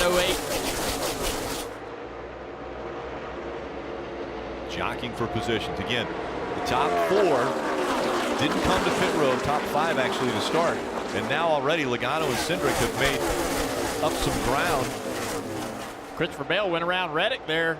Look at Logano, how aggressive he is right now, trying to get by Jones. And Jones knows he has older tires. And so right now it's more, obviously you don't want him to pass you, but it's okay if the 12 pass you. He's been fast all day long. Now settle in and now do what you got to do to keep that that 22 behind you. Take his air away. Do anything you have to do. So Cole Custer's out front, continuing to lead laps. Now Cole Custer has led 77 laps already. This will be lap 78 that he has led. Cole Custer and Christopher Bell, 2 drivers in the Xfinity Series. Both of them have led over 600 laps already this year. Pretty amazing for 2 drivers to do that at this point in the season. And Rick, under that caution, Mike Shiplett was selling hard to Cole Custer, saying, "Hey, I know that move might have seemed a little bit odd, but we're going to have 6. They're going to have 6 lap fresher tires than us, but our tires cool down under that caution. I think we're all going to be in good shape here. And now we have the track position. So, Steve, do you agree with the move from Mike Shiplett to pit early there on lap 80, stay out at the end of that stage, and give his driver that track position? Well, Marty, I won't lie. I didn't love when he made the decision, but he's looking pretty smart right now. I think it's worth noting who won the Xfinity race last year? Kyle Larson. Who was Kyle Larson's crew chief last year at Chicagoland?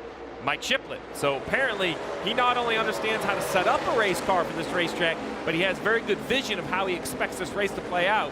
Cole Custer doing a great job continuing the lead. So you can see this battle right here with the 8 and the 18. So that you're talking about whether you should have pitted or not. That 18 car, Riley Herbst, he did the same strategy. It's got him up in this pack where he wasn't. He was running about 11th. Now he's running in the top 5, top 6. So for that team, it was a really good call. Let's see how bad it hurts him in the long run, but it put him in with track position that he did not have before. Right side of your screen, you see teammates racing there. The 10 and the 11. And almost a little bump there out of Tyler Reddick as he got right up to the back bumper of Justin Allgaier on the left side of your screen. Reddick in the 2 Justin Allgaier in the 7.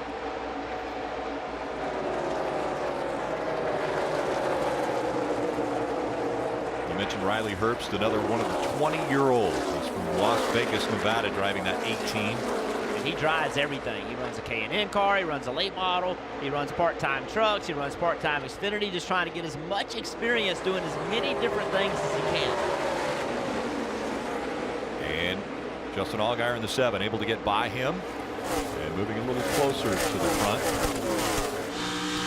We're hearing that the officials, the NASCAR officials, are going to post the 22. They're going to black flag him because he's missing a right side window, I believe. So Austin Cindric, an issue for that 22 team. That's got to be very disappointing.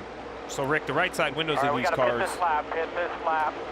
You hear right there, communication, you got to pit this way. The right side window of these cars are not just there for performance.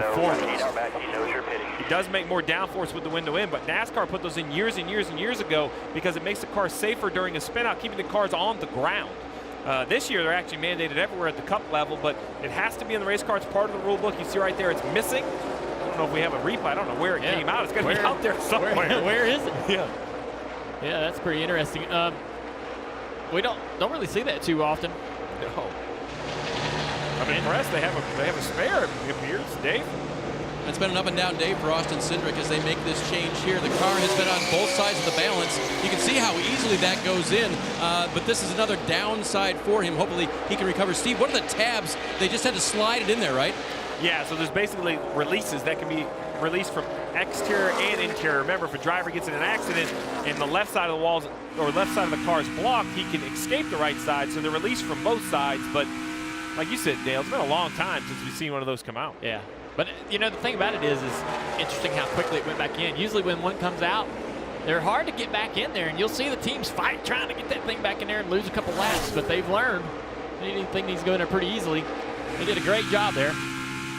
And with these composite bodies, those windows are much more consistent than when you were hand building everything. So it's much easier to have a spare window that will slide right in there. Got a great battle for the lead here brewing up. Logano running down our leader Custer. Well, I think Mike Shipley was right. The cooler scuffs took off fine. But I think the age of the tires of that 00 are showing. Not to mention, you continue to talk, Dale, about Joey Logano getting more comfortable in the Xfinity first race this year. And it's showing he's getting that car better every pit stop. Yeah, he wasn't that great on that first stage, but they made some good adjustments. He was much more consistent and fast in the second stage. Obviously now with the better tires, he understands exactly where he's at. Very confident in the car. But Custer has that outside line, and that's the hardest pass to make on the bottom at this racetrack as we get more and more laps. As we get further into this run, Logano needs to get by. It's going to get harder and harder to do the longer this run goes. So what's his option? Just get close enough that you can kind of bonsai it to the bottom and slide up in front of him and clear him? Honestly, if he can get underneath the 00 coming off turn 2, the entry to turn 3 is pretty good for the bottom line. And you can get through there into turn 3 and beat that guy around the top. And on the right-hand side of your screen, you see Tyler Reddick currently in the 7th position. I think he's got to be disappointed, right? I mean, everybody talked about how good he was at running the top. He proved it at Miami last year. He was kind of the talk of the garage. Even though the 00 was very good in practice, I think we all expected the 2 to be much better, but here he is on the bottom of the racetrack, not really making up a lot of ground all the way back in 7th. Yeah, it's a big surprise to me how much the 2 car, I would say, is struggling. Thought he would be a contender this afternoon. One guy that's doing really well, Zane Smith. He wasn't in the top 13 in the first stage. Was running terrible.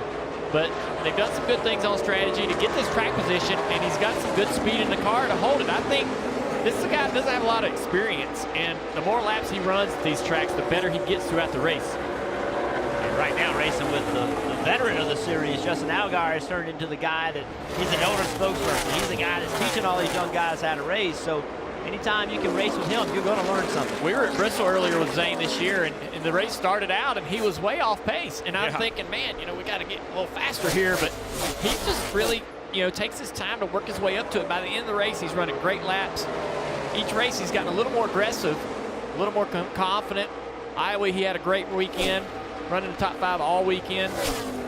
We got another issue with the 39 car Sieg here. Ryan Sieg around once again.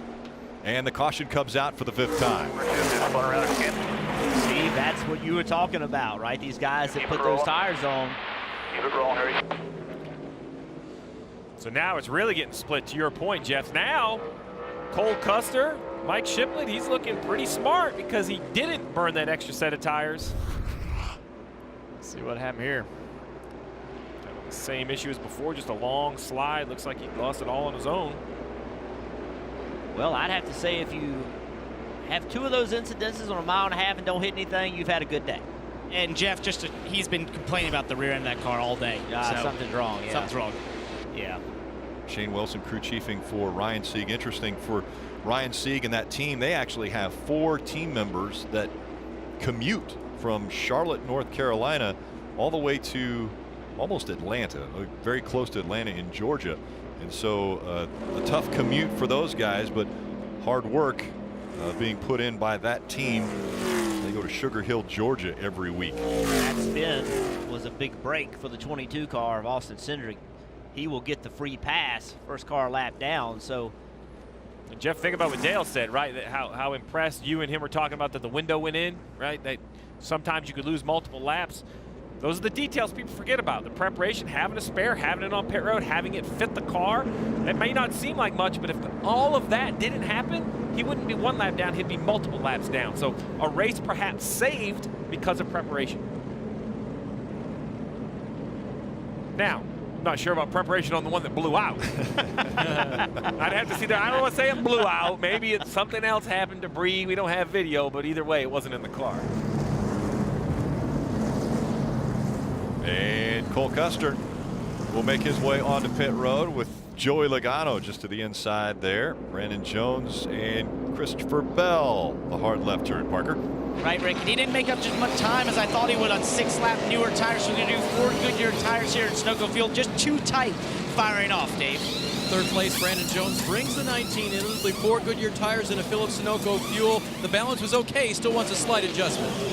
Kind of no choice, Dave, here for the leaders to come to pit road. You can split the window in half, pit one more time, easily make it on fuel, no problem. It'll help the tire situation as well. Joey Logano said his car has gone to the free side. Another piece of tape on the front grille. Meanwhile, Cole Custer still a little bit too tight. It's going to be a close race off pit road. Custer will hold serve. He asked for another bottle of water to squirt on himself. These drivers just roasting inside the cars with temperatures at 120 degrees. Yeah, very warm. Saw Cole Custer able to outrun Joey Logano to that pit out line, so they're going to start behind a couple guys that stayed out actually. Zane Smith, Jeffrey Earnhardt.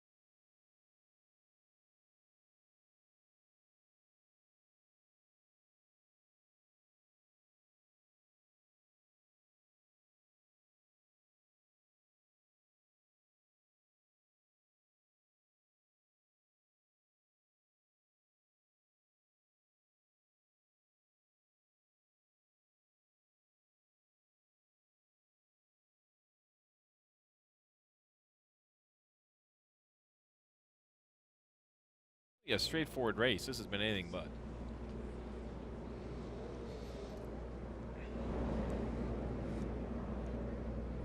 So many fun things to do at the racetrack, so make sure you bring the family. NASCAR's made it so much easier. Kids 12 and under, they're free for every Xfinity and Gander Outdoor Truck Series race, and then you can get discounted tickets for the Monster Energy Cup Series event. Just go to NASCAR.com/kids-tickets, and you can learn more and make some family memories at racetracks near you. so many kids around the racetrack now. It's fun. That program's worked really well. Well, we saw the slip and slide. Everybody's having a great time there.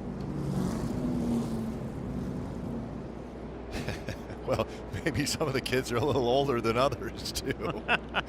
He just splashed water in that little kid's face. Oh, my goodness. Well, we're laughing, but somebody is not laughing right now. Brandon Jones in his 19 car. Tony on pit road. Having such a great run today, too. Brandon Jones. He was speeding. Speeding on exit. The 9 car had an uncontrolled tire. You see behind him, both of those guys penalized. So right now, Brandon Jones, you know, you just can't panic, right? Like, you've had a good day. You've run in the front all day long. You just got to embrace this challenge. I'm going to drive up through here. I'm not going to do it at 10 laps. I got 86 to do it, right? And just methodically work your way back up through there. Now, did anybody have Brandon Jones as one of their sleepers? Because I had Noah Gragson in uncontrolled tire. That'll put him back there a ways. Is it too late to change your pick? No, it's not too late. Don't worry. So, how about the points as they're running? What a great race this has already been. Look at the playoff leaderboard. Ryan Sieg, who's had a difficult day, still has a 90-point cushion over Gray Galding. This restart, guys, there's some players at the front on older tires. We haven't seen them up there much. Zane Smith has been up there, but not on the front row. And now we have fresh tires back there on Custer, Logano. There'll be a lot of action here on the front stretch and into turn 1. Plenty of racing still to go. 85 laps remain when they come back to the stripe.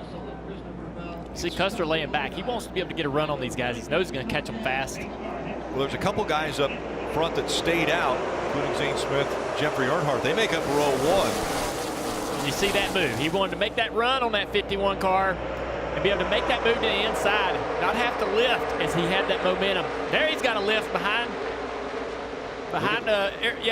Jeffrey Earnhardt. He had to lift in the middle of the corner, cost him a little bit of momentum, but he's still a preferred. He's the lead car of the new tires. Going down into turn 3 here, clears that 81 easily. Joe Logano on the top side, trying to get around the outside here. They have a great run down the front straightaway. Ooh, almost 4 wide there. Yeah. Tyler Reddick came up. Joe Logano went down, and those two fighting for the same real estate. As they'll try to get by Jeffrey Earnhardt in the 81. Get Earnhardt, one of the drivers that stayed out. Oh, and he got a handful there. Got very loose, maybe even into the wall. Allgaier gets into the wall. Hard. He's got a right front tire down too. He's gonna have a hard time he's gonna hit the fence down here if he's not careful. Right front damage. And it looked as though Jeffrey Earnhardt got loose coming up the racetrack, and then Allgaier got into the wall just behind him. And we stay green. Watch the 81 come up the track here. Yeah, right there, he's in trouble. Allgaier trying to get on the outside of him, and as the 12 goes by the 81, that sweeps the back of that 81 car around. The 12's going by so fast that it took all the side force off the 81, just shut it off. He chases up the track. You got to see that coming if you're Allgaier. You got to see that 81 car sliding up the track in front of you and lift off the gas to try to avoid that situation. Allgaier trying to get a win in 2019. Still hasn't been able to do it. He's won here twice at this very racetrack, his home track. And that is not the way he wanted to have this race go with 82 laps remaining. Kelly?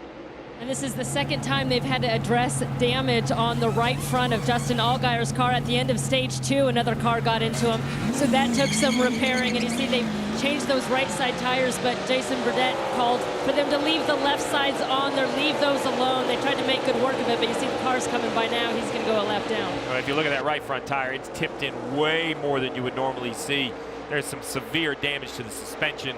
It'll be interesting to see if the 7 will be able to finish even the laps left in the race. 81 to go.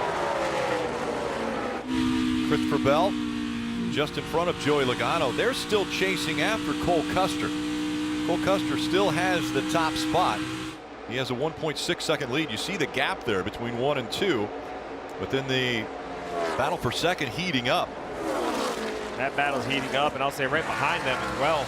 Redick and Chastain have been battling, and it has not gone well. There's been a couple moves that have been big blocks by Chastain. Frustration looks like it's growing with Tyler Reddick.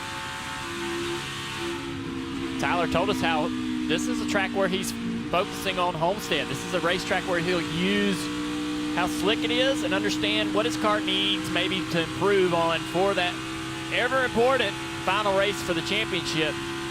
Does this mean that maybe Custer's the favorite? I mean, if you look at last year's race at Homestead, Custer was the guy in control of that event toward the end before Reddick come up there and stole it. Yeah, they kind of messed it up with some pit strategy, lost their track position and just couldn't get it back. And Reddick's talked about how the other track that's very similar, Fontana, he didn't quite like his car there. So they may have some work or some concerns about what they need to do to improve on this particular package for when they go to Homestead. You, this 2 of Tyler Reddick has got this run you see right here multiple times on Ross Chastain, and Ross is doing a great job of I'll call it a late commitment on corner entry, Jeff, much like Christopher Bell and Joey Logano, the battle on your left, this battle with Tyler Reddick, he just can't seem to find a way around the 10. And now he has the 10's teammate off his bumper. All right, there's a big run off the top. You would think he should be able to complete this pass. Yeah, he'll clear him right here. But the 2, you saw what he did. He finally just said, I'm going to the wall. And instead of running the 3rd lane, he ran the wall. And then he started getting that momentum. Because you were right. I mean, Chastain was blocking. He was doing all these things. And that's what Chastain does. He makes it really hard on you. And Reddick finally just had to change his strategy and do something different. Logano got into the fence going into turn 1 right in front of these 3 cars. You talk about going to the wall. Logano took it all the way to the wall, and it just looked like it sucked him into the fence right on entry. Here's Justin Haley in the 11 trying to get by a teammate. That's Ross Chastain. We take a look now again at Joey Logano in the 12 and see if there's any damage on the right side of that car. It doesn't look bad. Yeah, he looks like he got into it pretty flat, which is good. You don't want to ever hit it with the right rear quarter panel and knock that quarter panel over or knock that deck lid loose. You see the tire mark. He's going by it now. That's why the wall, it was white a lap ago. He's back up to speed. Looks fine. Still have pictures there on TV. Looks good on there. Matt said all good. That's the difference in Sunday, hitting the wall on Sunday and hitting the wall on Saturday. These cars are more forgiving. You know, a little bit, the composite body is not as hard on the tires as the steel bodies. There's a good look at it right here. We'll see what happens. He followed the leader, or Christopher Bell actually in that corner, and just didn't have the grip in that dirty air behind him. Just overestimated, I guess, or underestimated how much grip he was going to have getting in the corner behind that car. Easily got in the fence there, but again, he just hit it flat-sided. He didn't hit it with the back of the car, which is, we've talked to Reddick because he hits the fence a lot, running the wall. He told us, he's like, I hit the fence all the time, but I want to hit it flat or with the right front with these cars. That seems to hold up better than when I back it into the fence with the right rear quarter panel. Cole Custer, Christopher Bell running 1 and 2. Tyler Reddick, the other of the big 3, is running back in 4th. You insert Joey Logano, who just got into the wall, and you've got the big 3 in Logano once again. Tyler Reddick holding on to 4th. Cole Custer out front here at Chicagoland.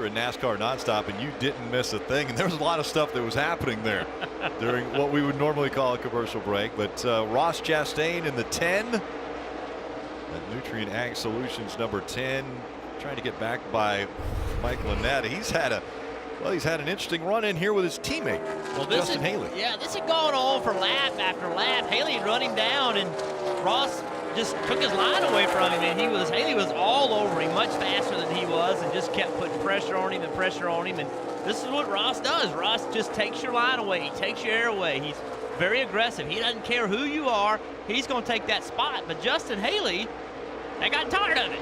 So even though he's his teammate, he had gotten tired of it, and he drove down into turn 3, drove that thing way in the corner. Never touched him, just took that air off of him and drove by him. Great job, Justin. Yeah, no contact was made here, but look at how loose that 10 gets. It'll be interesting to see how Ross manages this. Jeff, you know, we just talked, right? He says, listen, I don't have a lot of friends at the racetrack, and I like the hard driving, but you know, you get to a point where your reputation is where people just lose patience with you quicker. You could hear the rear tires squealing on that thing, man. You also saw in nonstop, we were showing you the 7 of Justin Allgaier. He went into the garage apparently to work on that right front wheel. Parker. Oh, guys, you saw the 10 there get very loose of the 11 on his bumper, but that's kind of been the case the 10 throughout this last second stage and into the third stage here. He's really been fighting loose inside that race car. So bad, in fact, just to stop and go, they actually went and tugged on the body a little bit after looking at pictures of that car going around the racetrack, because the team said if we're this bad, we've got to have an aerodynamic issue. And you can hear the frustration in Chastain's voice on the radio. They're just not having the day they thought they would have. How about that 22 car, Austin Cindric? Pretty impressed. Yes, he is blowing his way back up through the field, now in 6th place. Remember, the passenger side window, or the right side window, was out of that car, so he got black flag, had to come to pit road. They replaced it. He got the free pass, and now has worked his way back up into the top 10. He's running 7. Actually, all the way up to 6th now, Dave. Ricky's crew chief Brian Wilson told me this is a big weekend for them. A setup that they've been experimenting with parts of all year was confirmed by Paul Menard in the 12 car, teammate car, at Michigan a few weeks ago. They said, we're going to put that setup on here, same one that Joey Logano was running today, and we're going to see if everything works out the way it did for Paul. Both cars have been fast in Austin now, overcoming adversity and back running toward the top 5. So Brian Wilson on the right side of the screen. And again, the reason Joey Logano is in this race is to learn, and Austin Cindric is taking advantage of all of that. He wants to know every bit of information that Joey Logano can help him for further races down the road throughout this year. And we see the fluorescent yellow 19 of Brandon Jones working his way up, trying to get to Mike Lynette. Yeah, Michael Lynette's been trying to get by this 10 car of Ross Chastain, but can't seem to really put it together to figure out a way to get a run around. And 19's going to try to take advantage of that. He sees that. He's thinking, I want to get around both these guys as quick as possible. Dave. And so Jones now working his way and in, at this point, the 9th position. I think what they did earlier, they really took a gamble and tried to win the stage, hitting before the end of stage 1. It just didn't work out for them. Jeff Mendering told me, I thought we could actually get there. They did not. But now the balance better for Jones near the end of this race, trying to work by a couple more cars. This run's even more impressive up to 9th. Remember, he had that penalty for speeding, so he started all the way at the back. Looks good. Yeah, that's our Toyota driver update. Brandon Jones. I think Brandon, you know, has had good speed in this car over the years, but has made a lot of mistakes. And he's starting to become, at least this weekend that I've seen especially, a driver who is taking a fast car and doing some good work with it. Not making those mistakes. Look right there. Wow. Like, a year ago, he would have probably wrecked the car right there. But he's learned as a driver how to handle these things. What's he doing here? He's trying to get a little draft. Yeah, to draft these guys. So he's learned how to take care of his car. And, you know, when you give a guy a fast car, he doesn't have to drive over his head. So I think he's going to probably put it together today, give himself a great top 5 finish. Ran 2nd in the truck race. Yeah, he was very good in that truck, driving for Kyle Busch. You want to run up front if you're driving that truck for Kyle Busch, because if you don't, he's going to tell you about it. He won't hold back. That's right. Brandon Jones did a good job. Still trying to work by these guys. He lost a lot of ground to him that last lap. Regrouped, drove back up here, now trying to make a pass on a net. And having a hard time doing it. You just don't know how hard it is to pass a guy who's running that defensive high line. Even though you're faster than him, he has so much momentum on corner exit. It is so frustrating. The ideal situation to be in is to be on their quarter panel off of turn 2, try to slow them down that back straightaway, and bury the car into turn 3 and take the position. I mean, they could do that right here. He's got to get that right front quarter. They couldn't do it. Couldn't quite get it there. How about a net, though, in front of Joe? And that is having just a wonderful year. Got that big breakthrough win at Daytona. It really carried that momentum through the year. Definitely an improvement. Yeah, what would we say, 4 or 5 spots, most races from what we've seen him run last year. If you told me that a year ago we're going to come to this race and the net's going to be our best car, I'd say we had trouble. But this team has turned around. They've really made some big moves. Travis Mack came on board to crew chief this car. He's done a great job, but Annette himself, he's applied himself, taking better care of himself, working out during the week, working with Travis Mack closer, and it's showing in the results. You can't deny it. The guy's doing a great job. He's capable of this. I knew this in 2012 when he drove for Richard Petty. Those guys, he had great runs, very consistent. I know he could do it if he applied himself. Got a great crew chief in Travis Mack that's helping him do that. Brandon Jones, is he going to complete the pass on Michael Annett? Not this time. Annett, that one still flying by, as we saw that on the quarter panel. Cole Custer, 3 wins already this season. Can he match Bell and get his 4th win? Well, he's out front, 56 laps to go.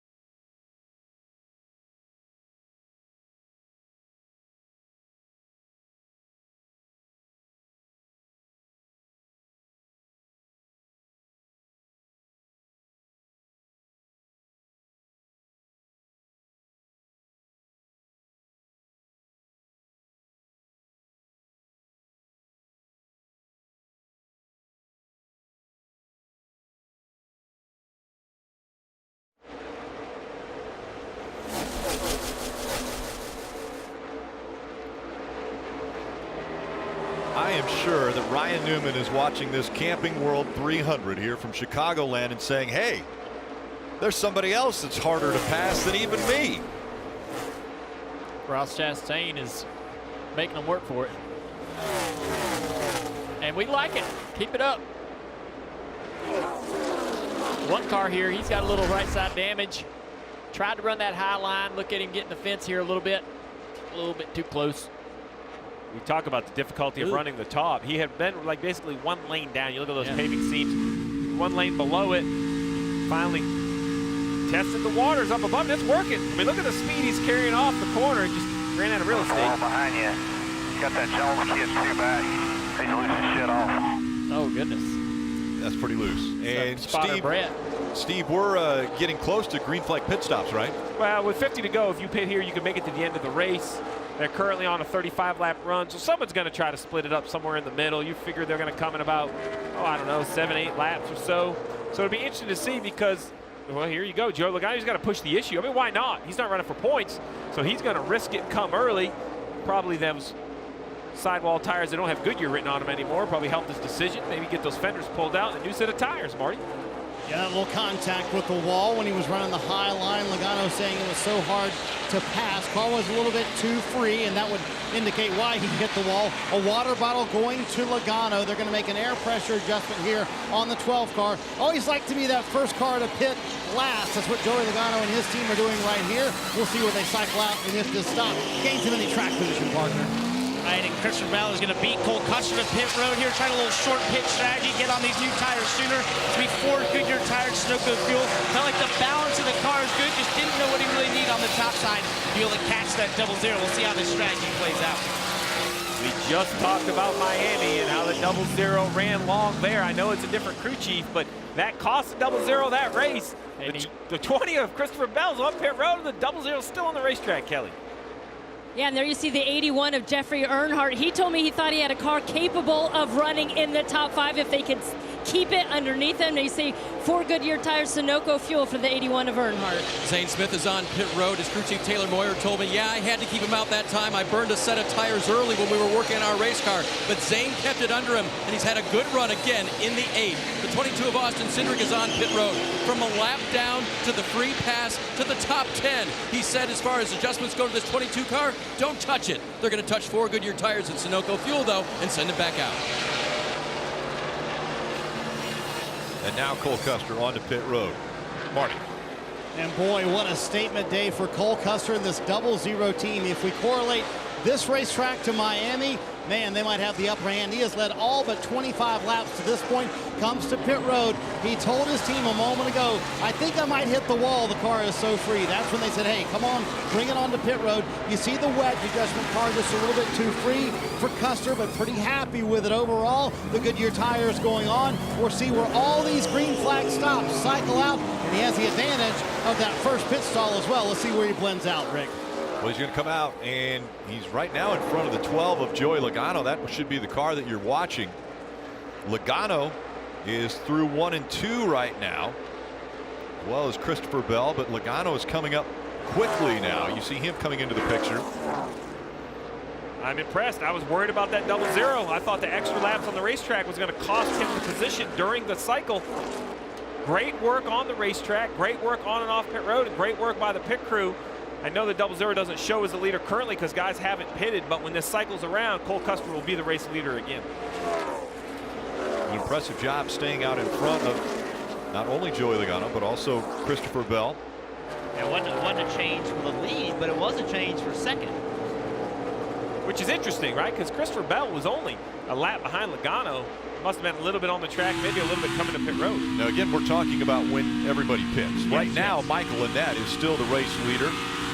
So there's a reason Michael Annett's staying on the racetrack, and that's because he only has 1 set of tires left. He knows he has to put them on, but you know, Jeff, he's banking on a yellow, right? He wants to put them on as late as he can in case that late race caution comes. He at least has the freshest tires on his car. I like the strategy. It makes sense. So while Michael Annett is running up front, the 7 of Justin Allgaier was in the garage, and now Justin is with Kelly. And certainly not the way he wanted to end his home race here. Just released from the infield care center. All right, so a car got into you at the end of stage 2, then you got into the wall. What ultimately ended your day?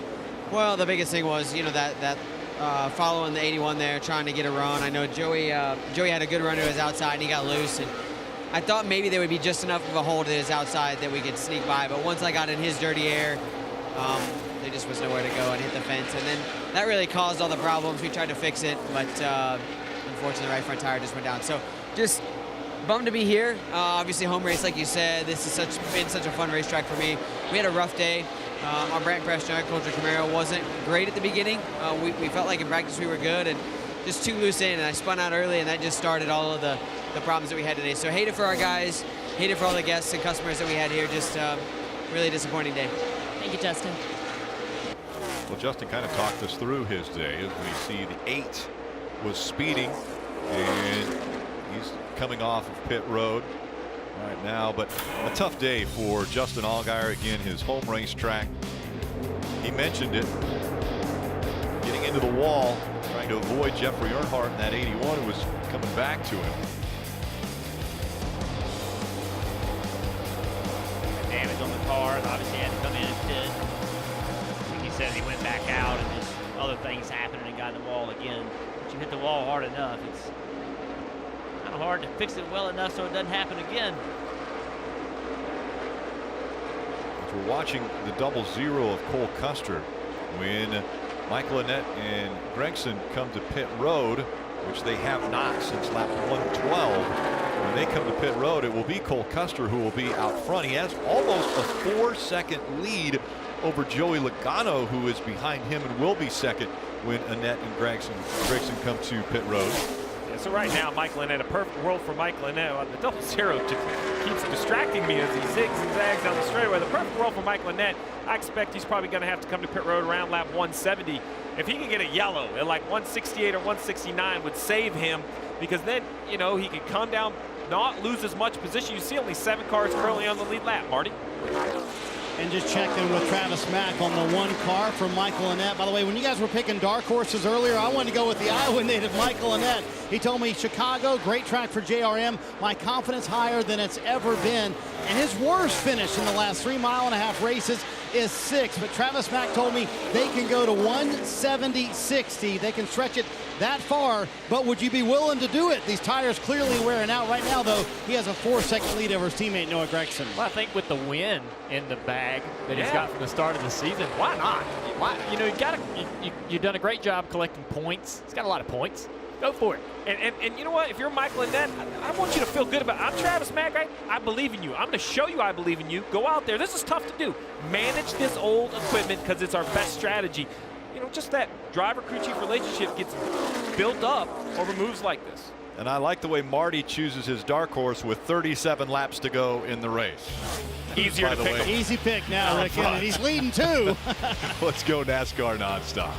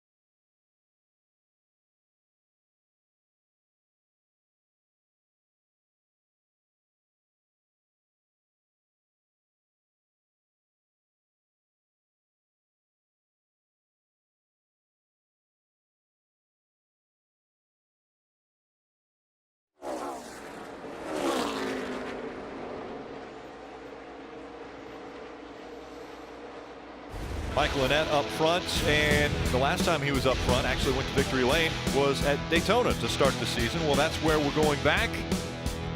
Coming up this week, Friday night under the lights, the Xfinity Series will head to the World Center of Racing. It's Daytona, of course, race coverage on NBCSN at 7:30 p.m. Eastern. And of course, Michael Annett will love getting back there where he won earlier this year. All right, guys, so I mentioned that we would keep tabs on where our sleepers are running. So, Junior, I'm going to start with you. Junior, where's your sleeper running right now? Ross Chastain is in 10th place. After these guys cycle through, Annett, Gragson get down pit road. We'll be in 8th position. But it's been a tough struggle. Started 3rd, but he's been loose all day long, fighting, trying to maintain position. It's been a lot of fun to watch, but not the result he's hoped for. Struggle? Hey, at least my guy's still on the track, Steve. He struggled. My sleeper pick got interviewed at the Infield Care Center. Justin Allgaier, you can see the disappointment. Not the weekend they were hoping for. Had a few issues on racetrack. Ultimately got on the wall in the backstretch that ended their day. I know he was hoping for more hometown race for Brandt, his sponsor, Rick.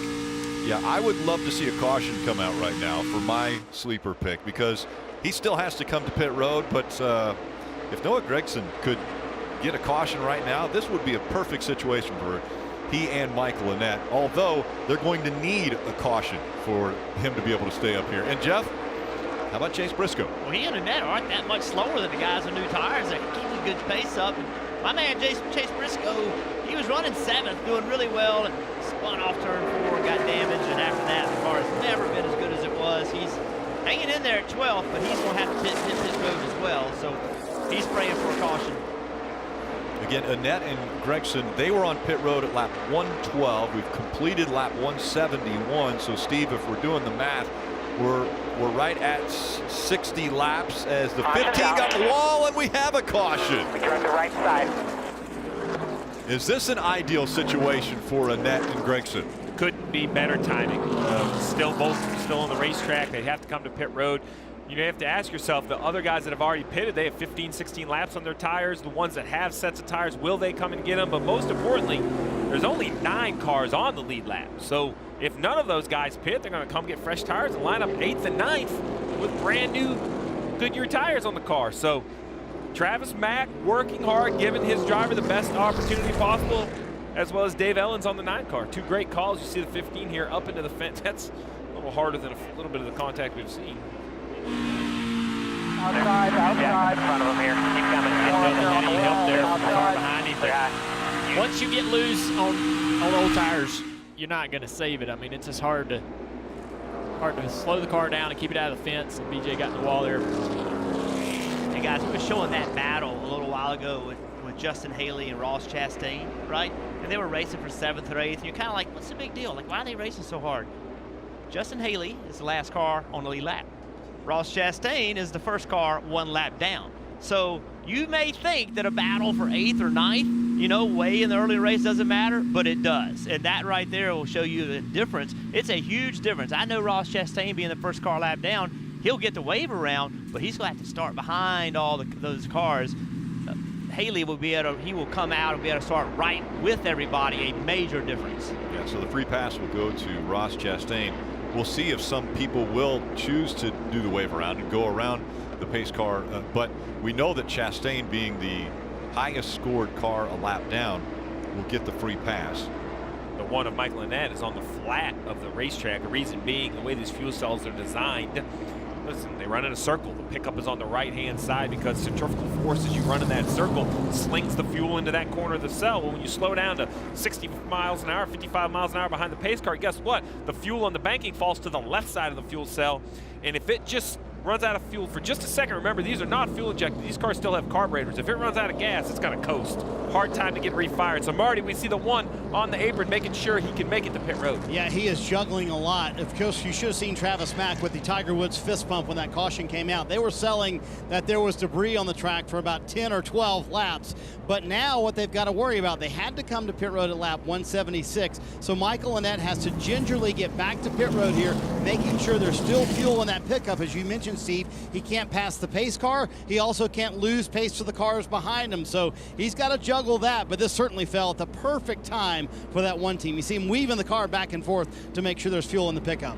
And he hasn't even decided to draft off of the official pace car for today's Camping World 300, which is the 2020 Toyota GR Supra. Travis Mack, he always has nervous energy. Looks like it's maybe a little more than nervous energy at the moment. He's wanting pit road open. Yeah, well, the green light's on, so I think that was good news for the one. There's a closer look at the GR Supra there, 2020 Toyota GR Supra. And again, he wasn't drafting off of him, but Mike Lynette now, pit road is open. He and Noah Gragson are on their way to pit road. Kelly. And Noah Gragson trying to ride the momentum of 4 straight finishes of 6th place or better, but he said his car needs more front turn. He says he's in a 4-wheel slide at times, entering the turns that are going to make an air pressure adjustment for Goodyear tires and Sunoco fuel, Marty. You get a nice look at that right side, Kelly, of the #1 car for Michael Lynette. He's made contact with the wall twice. Car a bit too free for him. There you go. They're going to make a track bar adjustment going down. 1 round trying to tighten it up front. Cole Custer said his car is tight for 5 laps. Then gets too loose. Air pressure here. We'll see if the 00 can hold serve here on pit road, and he will not. The 9 and the 1 past the 00. Joey Logano comes out behind him. Yeah, Michael Lynette, again, coming to pit road as the race leader, had a little bit of an advantage. He was in front of that 00 of Cole Custer, so he was able to get out in front of him, as was Noah Gragson. Cole Custer will be 3rd, Logano 4th. And let's check in with the guys on the Peacock pit box. Thanks, Rick. Yeah, we're enjoying this Xfinity Series race. Of course, we're not done yet today because coming up in just a bit, we of course have Monster Energy Cup Series qualifying. Did you know the pole winner, by the way, here at Chicagoland has never won the Cup race? Ooh.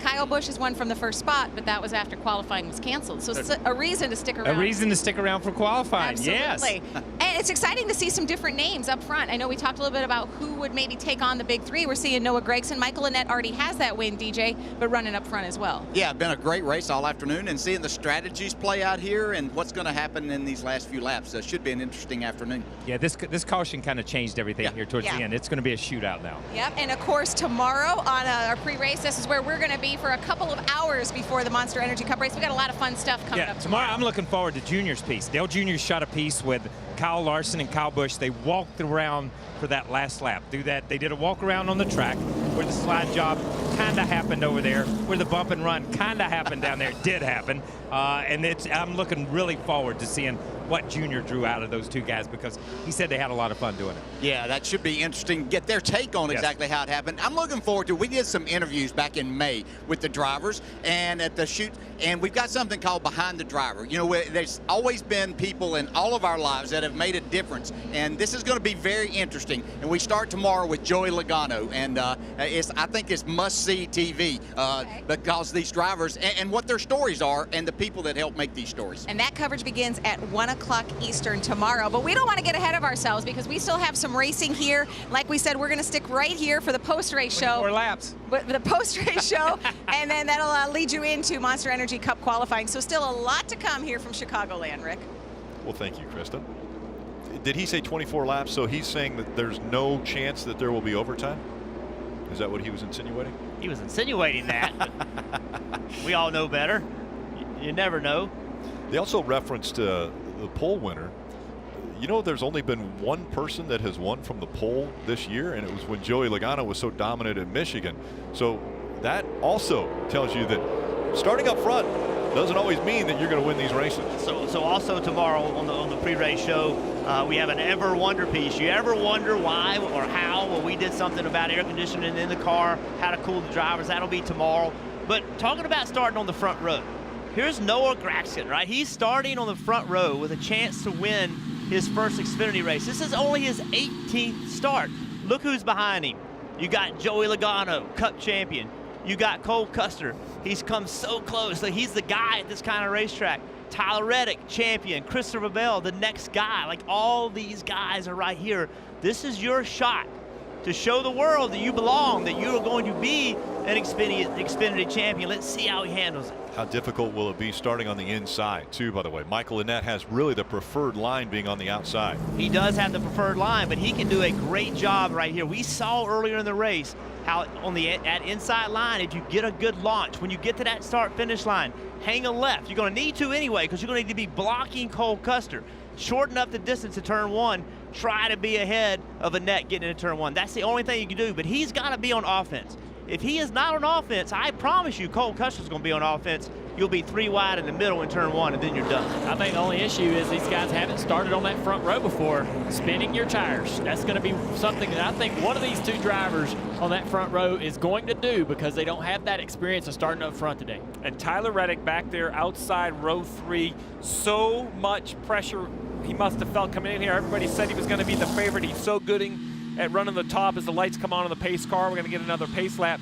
Now's his chance, Jeff, right? I know Cole Custer's dominated the day. He's led 130 laps, but what if Tyler Reddick could just have this good short run? 20 laps at the end. Would it take the wind out of everyone's sail? They thought, man, we figured out how the 2 is so good at these low-grip racetracks, and there he is back in victory lane. I think he has a chance to capitalize on this late yellow.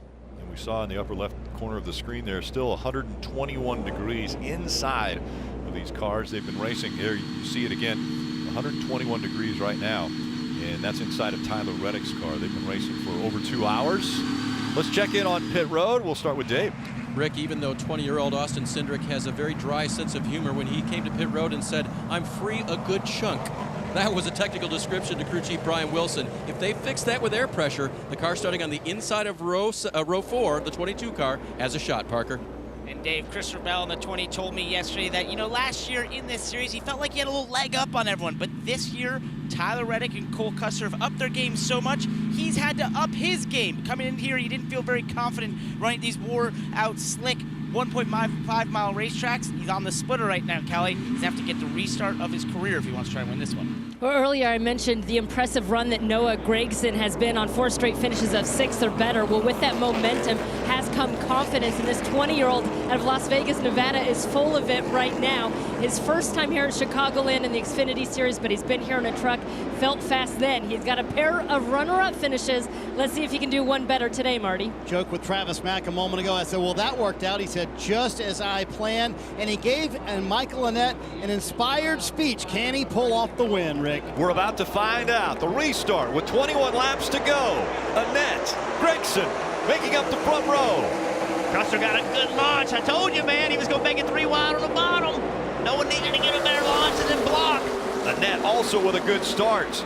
He didn't get any help from Joey Logano, though. Here comes Cole Custer. Looking to the inside. He's trying to take the lead away down the backstretch. It's not over yet. Annett with a great run down the back straightaway on the top. Logano with a big run in the 12 as he looks to the inside now of Michael Annett, all the way up to his bumper.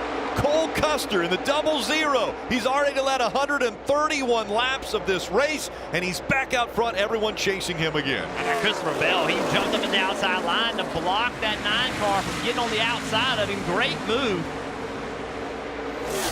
Cole Custer just knew exactly what he needed to do on that restart. Laid back just ever slightly to be able to get whatever run he could get. He could take advantage of once he crosses the finish line. We've seen him do that on restarts all the way back to his first truck win at New Hampshire. He is aggressive, and it's going to pay off today. And now the 12 of Joey Logano able to get by Michael Annett. So Logano up to second. Can he chase down Cole Custer? He hasn't been able to do it virtually all race today, but now with 19 laps to go, things heating up here at Chicagoland. There's Brandon Jones trying to come back from that speeding penalty up into 7th place. It's tight. Yes, it's tight. It's a 98 car. He's your pick. Yeah, Briscoe, but he's a lap down. He's the first car lap down, racing these leaders. Brandon Jones to the inside once again. Brandon Jones in that 19.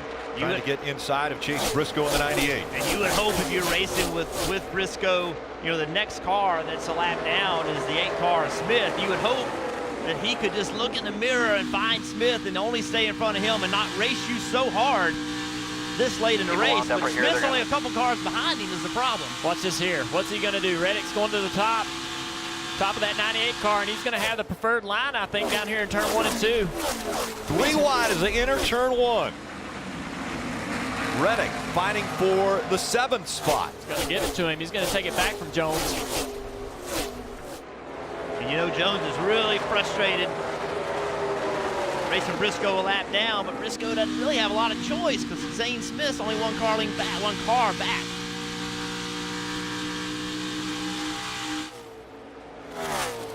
I'll show you this battle back here.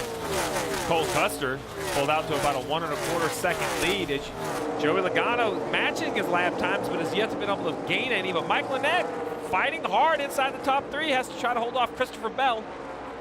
Right now hanging on. Yeah, that pit strategy, stay out there, might net themselves a top 5 here. Bell's trying to work him over, trying to make a pass. Got to move around, I think, if the one car is going to stick to that bottom groove. Go down here and send it up into the top 3rd lane, high groove, either one. There you go. Drive it up there and try to get that run. Off of turn 2, he's got it. He's going to get some great momentum here. Maybe put a move on this one car down the back straightaway. Looks to the inside, trying to pass. This is for 3rd. And Christopher Bell takes that spot away from Annette. 15 laps to go. The gap still 1.4 seconds between Custer and Logano.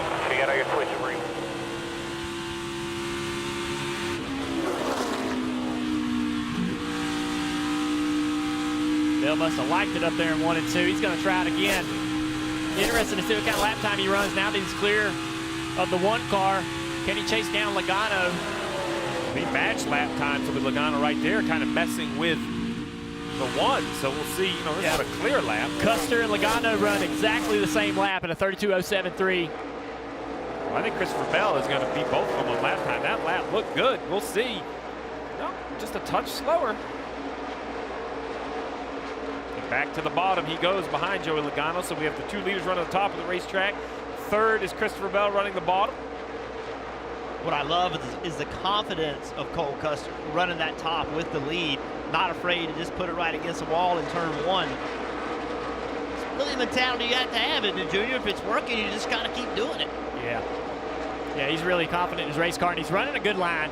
Low in 3 and 4, high in 1 and 2. You know the Cup guys that are watching this race are paying attention to that. Kelly? We'll keep an eye there on Tyler Reddick in that 2 car. One of the favorites coming in. He just said something is not right now. He said he thinks he has a tire going down. The pit crew is ready for him. Oh, boy, that's just not what you want to hear. He can afford to have that issue. It's just not been the day he wants. I'd say he can afford it because he has had such a successful year. But yeah, just not been the day that Tyler Reddick had hoped. Well, he told us when we interviewed him before the race started, I thought that, you know, he had the fastest car in practice, and he disagreed. He said, hey, Cole Custer had 00 car. He's fast, and turned out he was right. You know, you think back to last year, and when Gene Haas was asked about who would replace Kurt Busch at Stewart Haas Racing, he said, well, you know what, we think Cole is a good talent. We think Cole Custer is a kid who could move up. He actually said, but he has to win in the Xfinity Series before he can really move up to Cup racing. Well, he's proving this season that he can win in the Xfinity Series, and right now he's proving that he's even better than the defending Cup Series champion, Joey Logano, right now running 2nd to Cole Custer. We need some kind of a pack, guys, that Custer, Bell, and Reddick will all go together. We'll all go Cup racing and have a Rookie of the Year battle together. That would be awesome to watch. Well, yeah, because I was going to make the point to Rick's point. Like, I think what Custer's proven as well is what maybe an extra year in Xfinity does for a guy, right? And how much can he learn on Sunday running mid to back pack, trying to cut his teeth at the Cup level versus you just talked about Annette not starting a lot on the front row. All this experience running at the front of the pack for Custer, I think you learn different lessons. It's great for Custer, but it's also great for that team to be able to build some notes. Oh, man, my goodness. Cindric doesn't want the 9 to get by. Saying, Gregson, no, I'm not letting you pass. But Noah Gregson, after restarting up on the front row, has fallen back now. Gregson running 5th. I was going to say, though, you got them notes from last year for Custer and that team to be able to build off of and to learn and improve their team. I think it's ironic that of the 4 a year ago that were running for a championship, these 2 guys right here, man. The 4th, Daniel Hemrick, is running in the Cup Series, and he never won. in the Truck Series or the Xfinity Series. He's running in Cup, but the other 3 right now are the big 3 and fighting even in this race. Hard into the wall there for Gregson. Yeah, man, no one needed to just calm down there. Yes. That was just frustration because the 22 was getting the best of him. And he's like, I want to go back up there and give it back to him. And he overdrove the race car there. Gotta recognize the situation, don't you? Yes, you do. You just got to settle in here and do the best you can. But we've all made that mistake. It's easy to sit here in a booth and tell it like it is, but we've all done that. Well, all I know is Burton just looked at me and said, I haven't. I was just joking. I made a lot worse than that. But you're right, Junior. It was just frustrating, man. He got frustrated and was upset and just, like this. Just got to collect your thoughts, man, and not with 7 laps to go let this happen. But that's young drivers, you know what I mean? Young drivers are getting after it, doing all they know to do. Our defending champion, Reddick, that's something that he would say that he did all last year. That's right. And he learned from it, and this year he's been amazing. Aside from this afternoon, he's had a heck of a year. Yeah, very consistent, and they're focusing also on the regular season championship. They think that's one of the biggest things they need to do is get as many points as they can, because playoff points are huge if you win the regular season championship. You get 15 more playoff points. That's going to help you advance to that championship 4.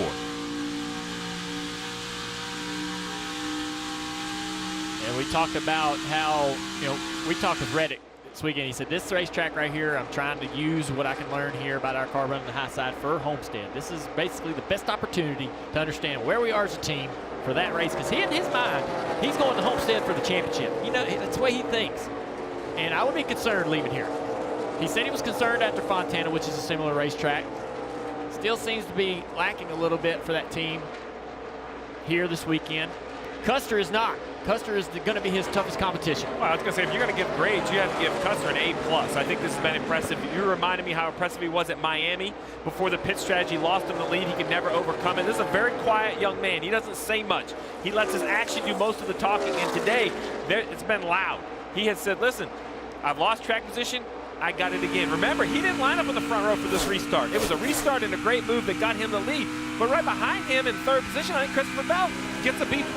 Said, hey, I don't feel real good at these low grip racetracks. Yeah, he's been right up there. If you take Logano out of the mix, he's the next best Xfinity regular.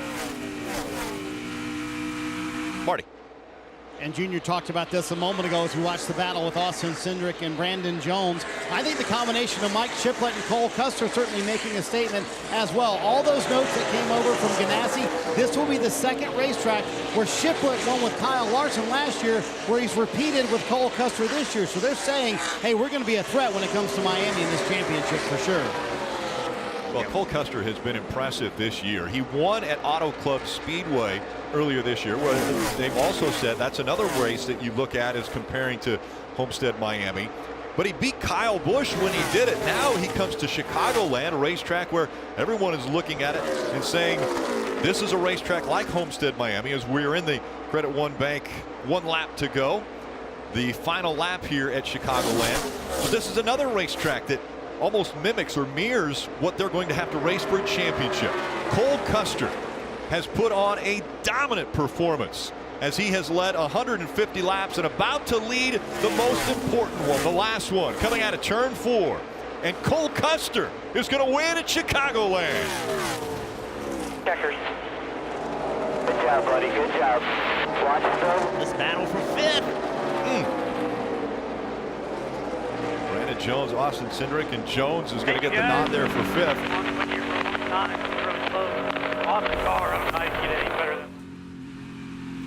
Awesome car. Don't know how you can get any better. That's got to sound really good from driver to crew chief.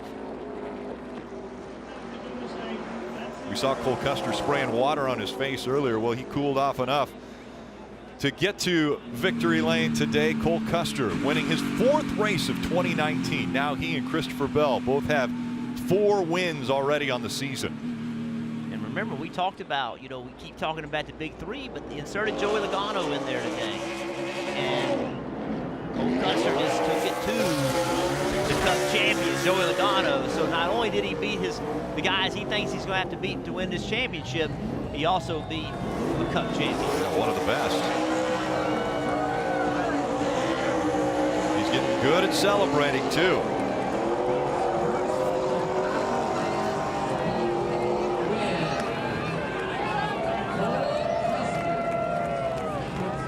The crowd loves it.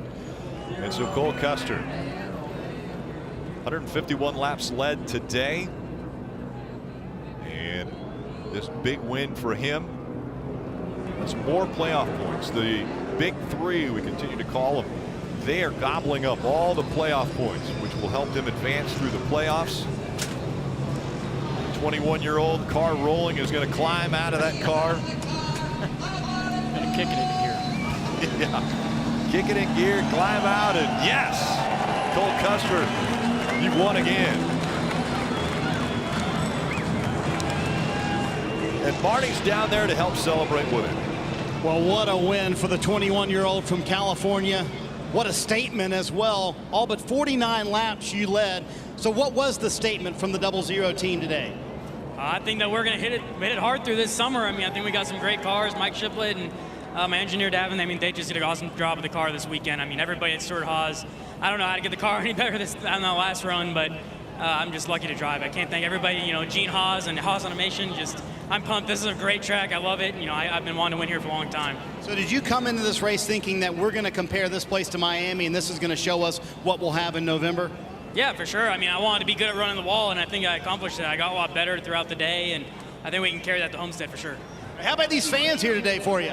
Yeah, thanks for toughing out in the heat for us. I mean, but you guys are awesome. Thanks for coming.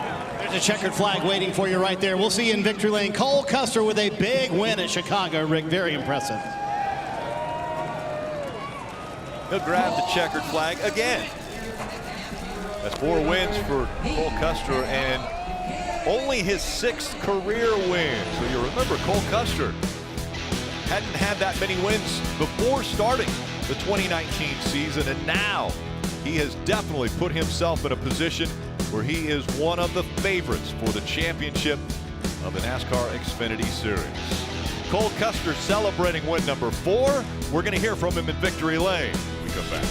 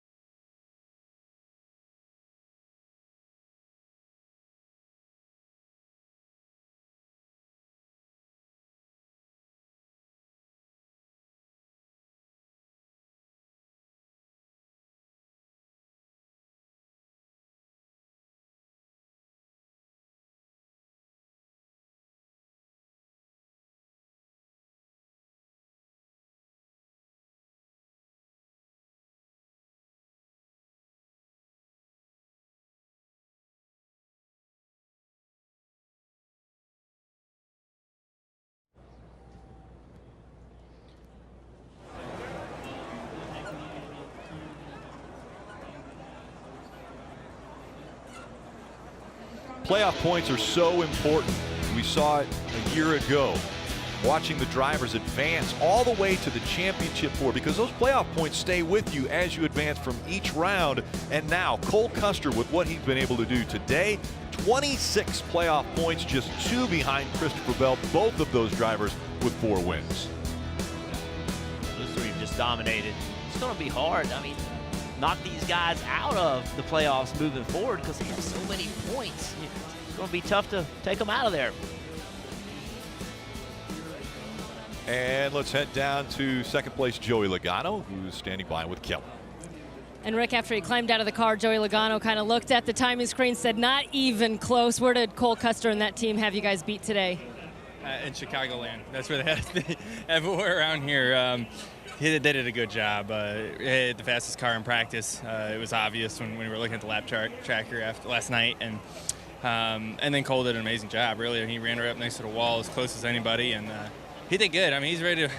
It's funny when you come down to these levels, the next level down, and you kind of see the up and coming talent. He's ready for it. I can tell you that much. He did a good job, and we just didn't quite have enough with our Snap-on Mustang. At least another Ford won, but We got a little work to do to get a little better, but from where we unloaded in practice, we unloaded so far off to bring it to somewhat close. I feel like if we were to go at it again, at least we can be fine-tuning instead of throwing a kitchen sink at it in practice. We might be a little better, but overall, proud of the effort and proud of the execution to get a second.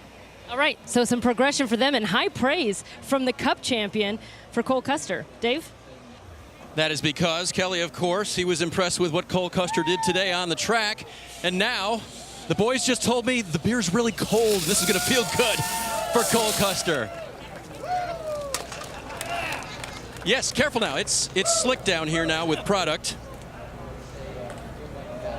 That was very impressive. I see Magic Mike Shiplet walking around here. Did you guys know this year was going to be this strong when you started out together? I knew we were going to be good. I just didn't know how long it was going to take us to get there. We had fast cars, and they were really good last year. It was just a matter of how long it was going to take us to learn each other and get everything going. But they did great work over the offseason, and I think you can see we're getting better and better throughout the year. So just a testament to all the guys at the shop, though. They build great race cars, and I'm just privileged to drive them, and I just can't thank everybody who's a part of this team. When I look at you and I look at what you did today, you're working on your craft, Cole. The high line, of course, is important when we look down to Homestead, Miami. But what else about your craft this year have you improved on in your mind? I don't know. It's just perfecting all of it, I think, is the biggest thing. And there's still things I can get a lot better, I feel like. But, the high line was something I knew I had to run better at. And I tried to run it a lot in practice to try and get, I knew I was going to have to compete with Tyler and all those guys. So I knew I had to get a little bit better at it, and it just paid off in the race. We spent a lot of time talking about Tyler and also about Christopher. How satisfying is it to beat them today? Yeah, it means a lot. I mean, the three of us are racing for wins every single weekend, and I think through this summer stretch we're going to get better and better, like I said, and I think they have something to look out for. All right, Cole Custer celebrating and finally getting something really cold in victory lane. Yeah, he was spraying himself water earlier. Now able to enjoy a refreshing drink. Tonight, we've got post-race coverage that will continue as well as qualifying. That's coming up. And the Lucas Oil Motocross Series from Southwick.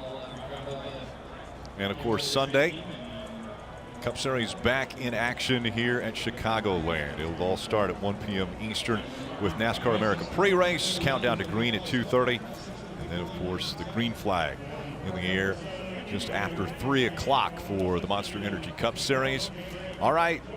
What an incredible run we saw out of Cole Custer. We knew it was going to be a battle with Joey Logano, even though it was his first Xfinity Series start. But Cole Custer really showed he's one of the best right now at running right up against the wall. Yeah, no question. And this power struggle keeps shifting. One will have a really good race, and then it'll kind of change, and everybody say, oh, now I got to go beat him. Well, right now, Cole Custer's the guy, and we all keep talking about Homestead and what this can mean, but the main thing is the speed they have in their race cars. Some other things happened today. I think there were some other winners. Like Brandon Jones ran exceptionally well. Yes. Justin Haley ran exceptionally well. And Austin Cindric did a nice job of clawing himself back up with a good finish. So 3 young guys had good runs as well. All right, Steve Jr., I know that we were questioning Cole Custer and maybe that decision to stay out late, but ultimately it ended up working. Well, Mike Shiplet proved once again there's a reason. He won here with Kyle Larson last year, comes back and wins again this year with the 00. He knows how to run at Chicagoland. Another car I thought that ran well, got a little fortunate with their strategy, but then backed it up. Instead of there was Michael Annett. This guy won at the beginning of the year, kind of locked themselves in the playoffs, and I'm not sure a lot of people kind of gave him his due. He proved here why he didn't go out and run the big 3. He ended up in the top 5. Things fall your way, he can end up at victory lane again. Yeah, he's been real consistent all year long, and you just got to wait for him to be able to step up and find a way to work themselves into positions to win races. But really, the funny thing is the Cup or the Xfinity regulars don't really worry about the Cup guys anymore dropping down in this series, at least the ones not named Kyle Busch. So it was pretty fun to watch them take it to Joey Logano all day long. I really like that. I mean, typically we're used to the Cup guys coming in here and dominating these races, but Cole Custer dominated today. Those guys should be proud and excited about going into these playoffs with a car that's handling here in Chicago the way it is. Well, you mentioned the Cup guys. It's been great to watch Xfinity racing. We still have Cup qualifying, so guys, I got to excuse myself. I'm heading back down to the pit box, maybe get a driver or two to join me during qualifying and see which guy has perhaps the best starting spot for tomorrow's race. We love that perspective too, Steve, so we appreciate you headed down there to the Peacock pit box. All right, let's advance to tomorrow, let's think a little bit about what's going to take place there. It was the site of slide job last year where we saw Kyle and Kyle put on one of the best races, at least finish to races that we've seen in a very long time. Can we expect the same thing? I think we're going to see a really good race. From what I saw in practice today, I'm really excited about tomorrow's race. This race was so good. The first part of this race was really, really fun, and I think we'll see that tomorrow. I think this rules package will work very well on this racetrack. So I expect to see very, very competitive racing. And we talked about it earlier on the show about the Cup race tomorrow. Is we saw a lot of people that were running really well. Jimmy Johnson had good lap time. I thought Denny Hamlin was really well. I thought Ryan Blaney was very fast. So it's going to be interesting to see who can make their cars the best when it needs to be. And then the track conditions are going to continue to change. It's going to be hot again tomorrow. Kevin Harvick also very strong in practice. And Alex Bowman was another driver that we said was going to be very strong for tomorrow's race. So the celebration will continue in Victory Lane, and not very far from them is the Peacock Pit Box. So let's head back down there. Before Steve gets there, it's Krista's domain. Let's go back to Krista.